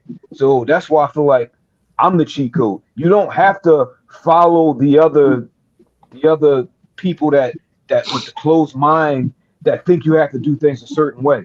There's many ways you can get there. And like I can teach these guys how to get there. You know what I'm saying? It takes confidence and it takes desire. You know what I'm saying? You don't have to listen to the other BS. Like for example, now, like how it's out there that like WWE will only hire former college athletes, they'll only hire people in their 20s, blah blah blah. All of that. That happens all the time. They'll get on this kick where we're only hiring guys that are over 6 feet tall. Okay, cool. And then everybody is like, oh, it's the end of the world. Bro, like if a top company feels like they can make money with you, they're going to hire you. So don't listen to that BS. You just keep grinding. You just keep doing it, and eventually you'll get there. You know what I'm saying? So I have a lot that I can teach these guys. You know what I'm saying? So that's why like I'm not opposed to going down there, popping up every now and then, seeing how they developing and like stepping in there and teaching these guys, try this. You know what I'm saying? And a big part of that, I want to help them with promos. You know what I'm saying? Because promos is what's going to get you there. Everybody can wrestle. There's not many more moves you're going to learn, but when you can put words together and you can express that character through your words, your mannerisms, the character portion, that's what's going to make you stand out. Because everybody's doing these moves, and a lot of guys have never learned the art of the promo. And I feel like I can teach a lot of these cats the art of that. You know. Definitely. That goes back to what I said at the beginning. Watching you, it wasn't you doing the high flying stuff. It was you telling the story. Even though, you had your moments, like you said, at CZW, you wanted to earn the fans' respect. But for the general BLK Jeez match, if you watch it, it's a storytelling class. It's not about spots. It's not about doing a million moves. It's about getting the win and how you're going to get to the win, and it really, you always stood out because you did that stuff. You know what I mean? And then when you were Philly's Most Wanted, you had Joker who just smashed everything, and it was so intense. And it was like you guys were perfect yin and yang, where the one is very intense and crazy, the other one is calculating and calm, And but there were times, trust me, I've seen G's get a little riled up. Yeah. It happens. He had his moments, you know what I mean? But it's like when we go out there, it's that Eddie Guerrero and Chris Benoit mentality, man. Mm-hmm. It's definitely that New Japan junior heavyweights of the '90s mentality. Mm-hmm. I always saw that too. Trust me. Now that you guys are at this level of your careers, as far as Philly's Most Wanted, is there anything left that you guys want to do together as a team? Like any last bucket list, or it doesn't even have to be last bucket list, or just stuff goals that you guys have set for Philly's Most Wanted. I think me and Joker would completely kill it as a team in NWA. Completely kill it. I think that me and Joker would completely kill it as a team in AEW. You know what I'm saying? AEW, their version of the new ROH. I feel like us together, there's not a company in the world that we can't go in and stand out just like that right away. Impact, all of it. Because you said it yourself. We have the intensity, we have the experience, we're believable, we're relatable. You know what I'm saying? To piggyback off the Briscoes are a team that can stand out everywhere. Joker and I, the same. Anywhere we go, we would stand out. Not only as a tag team, as single stars. There's no company in this world that we can't go in and stand out right away. You know what I'm saying? It wouldn't be whoa, brother, you gotta wait your turn. Okay. But while we're waiting our turn, we're gonna force your hand because there's no stopping us. When you see us go out there, you're definitely going to be like, man, these guys, we got to put them in this lane. We have to. You know what I'm saying? And that's not even arrogant. That's not even coming from an arrogant place. That's true. You know what I'm saying? I feel you. It's funny you brought up Briscoes. That's the first team that I thought of when I thought of you guys wrestling in NWA was against the Briscoes. So yeah, definitely. Shit, the only thing that I had recently, which I'm still trying to see if it's possible to put together. I remember seeing ETU and seeing the SAT back. I wanted Blacked Out and SAT. Ooh. That's what I wanted. Yeah. I wanted me, Nell, and Ruckus against the SAT. That's what's up. So, and then they're all for it. Now it's just, on our end, having to fix the logistical issues, but that could be another day. So I think that could happen really quick because in talking to Joel Maximo, he was telling me about a couple of things, and I think you dropped that idea on him, which I'm pretty sure Ray is going to spread the graphic out by tomorrow. I'll have it done by tonight. I'll make a makeshift graphic. We'll get it done. But we go see about making that happen. You know what I mean? Like we like to try to make magic on the Golden Dayz podcast. So Glory Dayz, Golden Dayz. What am I talking? It's everything in between in there. I gotta say this though before we keep it going. There's one match I definitely want to see because I was looking. It's like you guys have faced as Beast Squad. You guys have had your run-ins, different variations. Somehow, somewhere in 2022, we got to see Hit Squad versus Philly's Most Wanted. I was just thinking that too. we got to see it somewhere. I was just thinking that. I was like, we are at that point, and it's something that needs to happen. I don't understand how that's never happened, man. It's man, and man, you remember years ago when the Steiners wrestled Sting and Luger? Mm-hmm. Philly's Most Wanted and His Squad, it would be similar to that, meaning that it's two teams where all four of us as a team and as individuals, we have the respect of our peers, we have the respect of the fans, and it's like four generals, bro. That it's if you see all four of us in the ring together, you already know it's going to be like everybody's going to be watching it. All the boys in the back are going to be watching. It's money. It's definitely money just waiting to be made. You know what I'm saying? It's perfect. Well, that's how I feel about it. The original match for this show, for the Homicide show, was supposed to be the Hit Squad, but Moff had family stuff that he couldn't do. So I went to my backup my one of my favorite people in the business, Kyle the Beast, KTB, and we had a banger of a match. I mean, Yeah, we did definitely. Remember at one point, Jesus. the stupid faces that Steve Mack makes. I remember at one point, me and Joker were in there, and I remember people were feeling that intensity between the two of us. And like you could feel like they were scared for both of us because they were like, "Yo, are these two gonna kill each other?" You know what I mean? Exactly. In each other's grill. We were hard. You know what I mean? Like it was crazy. And I remember that being an awesome match. You know, I'm grateful for any time I got a chance. Shit, that was my first match back since the surgery. Yeah, I was scared, like scared if my leg was, my knee was gonna give out, whatever. It's like the first one back, I was so cautious about it, but it felt good afterwards. You know what I mean? Like I was like, okay, and then like the Catalyst show, I shocked myself. I was like, holy shit, you know what I mean? So it's like it's like this mental thing I keep like I'm having because I can't sprint like I used to, or I don't have that quick step.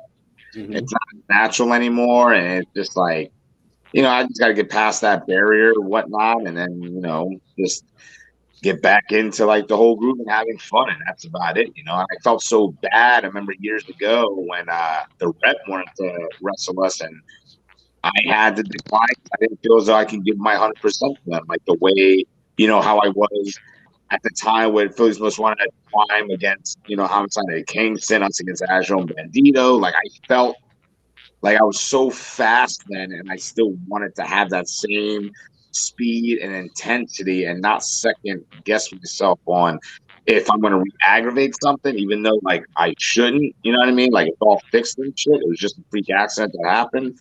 But, it's slowly but surely, it's coming back. I'm starting to get that confidence back that I'm able to do it.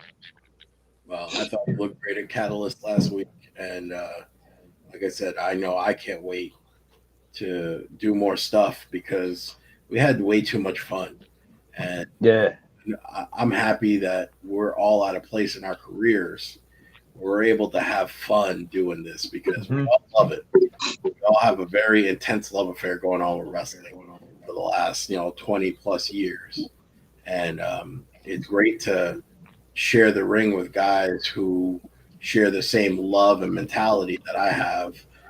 I know for me, I was always a big guy. I didn't work out. I'm not a workout fiend like you guys are. So for me, I hit the ring and it kills my body a lot harder and faster than it does you. And I definitely see that. My steps are definitely a lot slower than what they used to be. But being in the ring with you guys last week, it felt like, I was able to take 10 years off and be able to move the way that I used to. And because we were all just having so much fun, Yep. And even when we were doing the opening stuff with, the young guys, even just doing that, like I just felt a different level because I was in there with you guys. So thank you for that, and I appreciate all the love that you guys show me, and just being able to work and have so much fun. And it's been an awesome ride, and wherever we go from here, I hope we are able to kick back in a few years and tell even more stories, about our experiences together and with other people. As you can, I'm starting to wrap it up because we're hitting that 2-hour mark. Oh shit! We all got stuff. We got lives, families, and stuff. But as we start to close this down, Ray, do you have anything you want to ask? No, we kind of hit everything there. Again, all I can say really is, again, thank you both for coming on and joining us. It was a pleasure getting to work with you guys a few weeks ago at Catalyst. Jeez, it was a pleasure getting to work with you Saturday at Project, getting to call one of your matches. I never thought that was going to happen, getting to have the honor of calling a Black Jeez match on commentary. That was amazing. It's always great to share locker rooms with you guys and getting to pick your brains for a little bit, just getting to learn about this business. And I definitely appreciate all of you and respect all of you guys for what you've done and continue to do for all of us. Real quick, in under a minute each, I guess.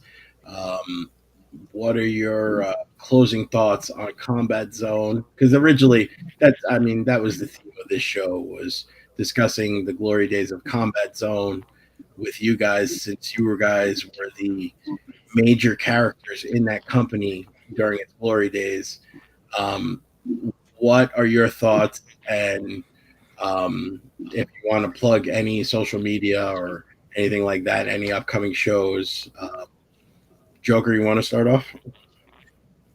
Well, thoughts and comments. I haven't seen shit. So I don't watch wrestling at all, believe it or not. So, I don't know.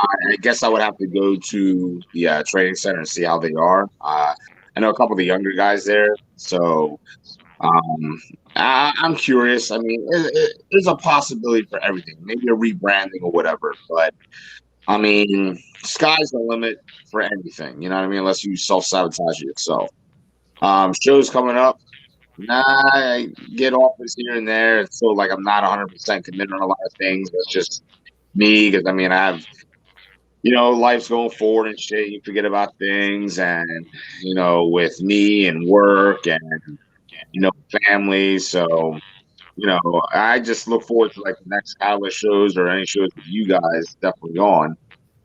Social media, it's just me. It's fake. I don't do none of that Twitter bullshit or whatever. I like to keep my life pretty quiet, private. So you send me a friend request, hey, it's cool. Just don't hit me up with any of that whoop bullshit or whatever. So the way I'm just gonna fucking block the shit out of you. So, but hey, anyone wants to send me a message, whatever, you're more than free to do it. You know what I mean?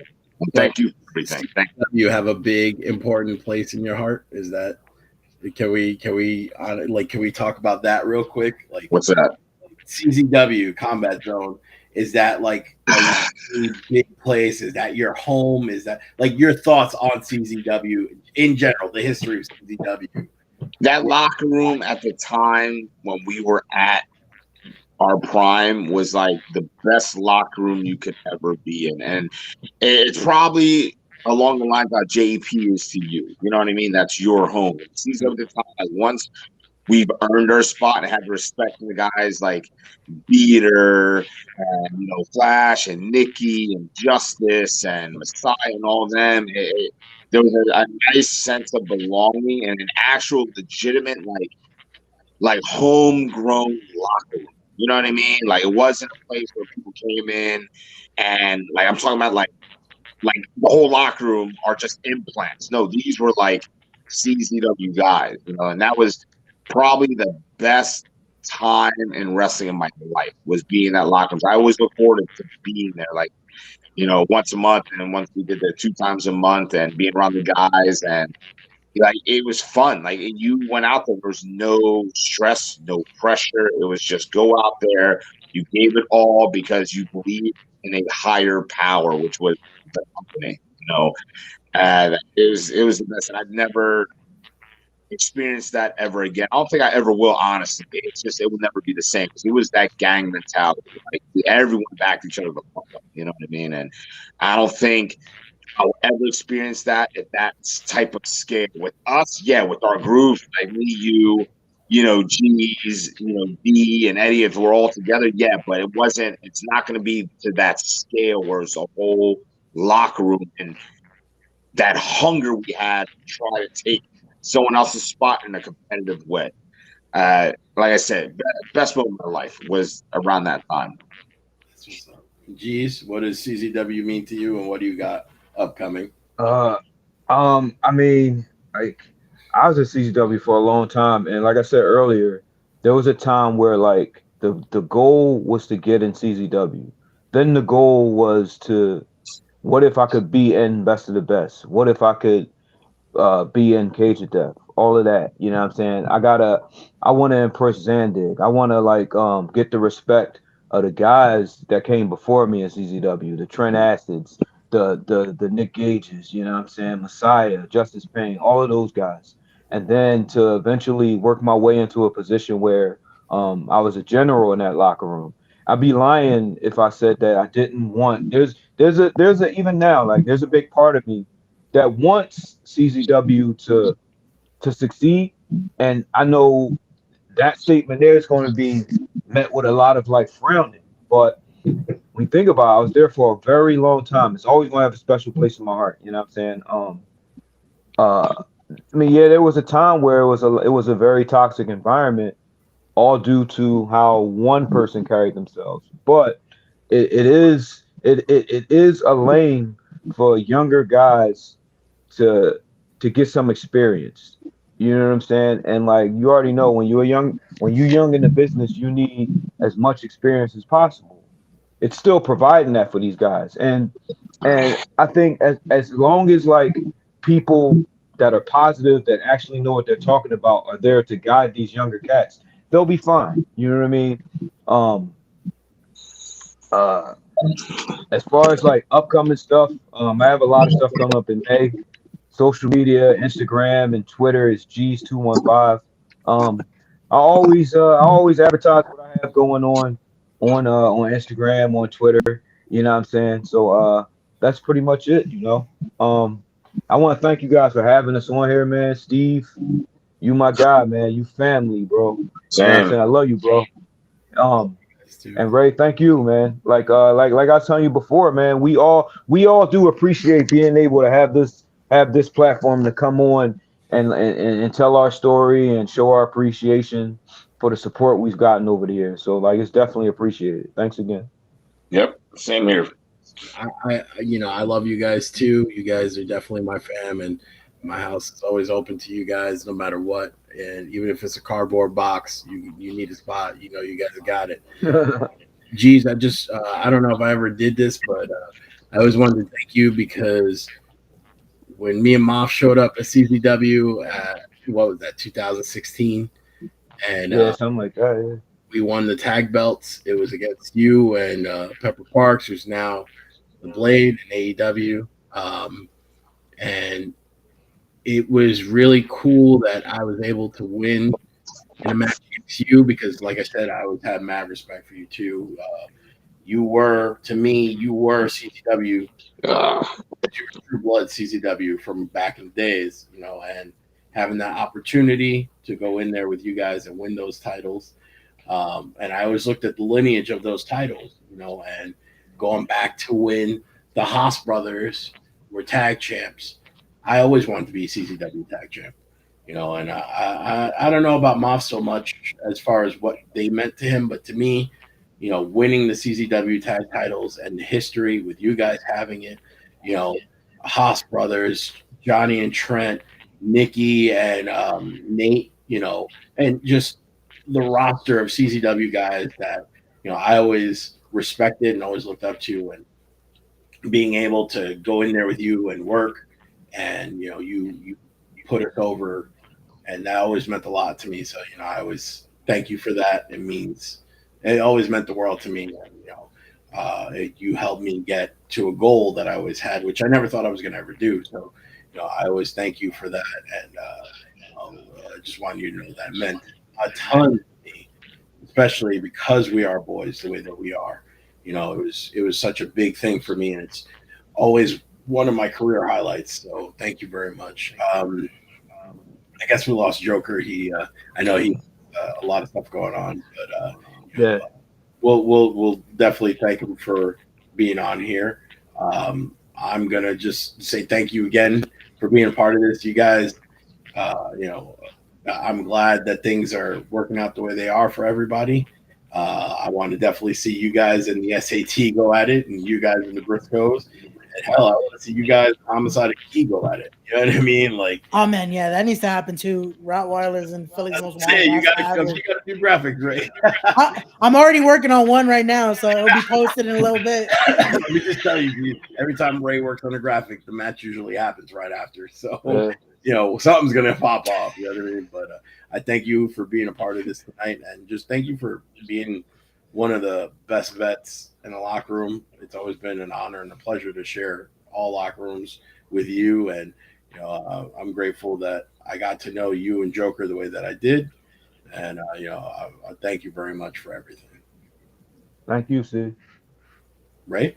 No, again, thank you both, and again, we'll definitely thank Joker later on as well. It's a pleasure again to talk with you guys and be a part of this conversation. again, I don't know how many times I can say how much I respect both of you, all three of you, for not only what you guys have done for the business, continue to do for the business.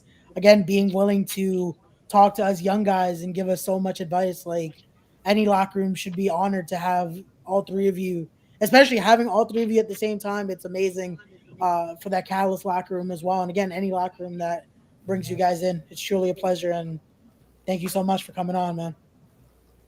Anytime.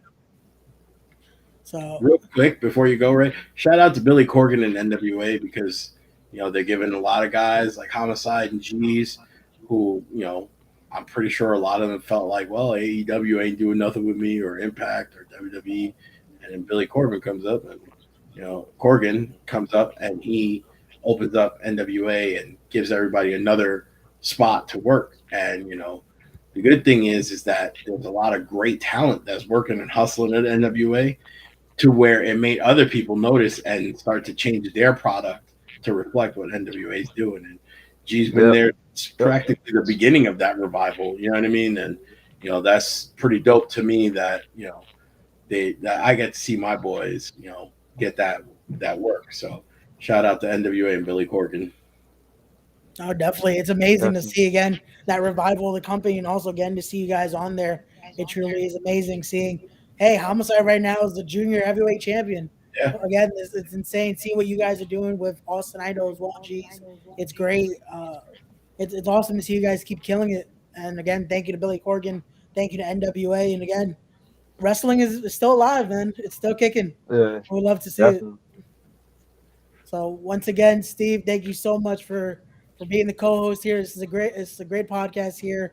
Glory Dayz episode 2. Thank you so much, guys, for watching. Please don't forget to hit that subscribe, share the podcast. Let's get more people watching as well, because the Glory Dayz are continuing. Episode 3 coming soon. This has been episode 2 featuring Philly's Most Wanted. We'll see you guys on the next one. Peace.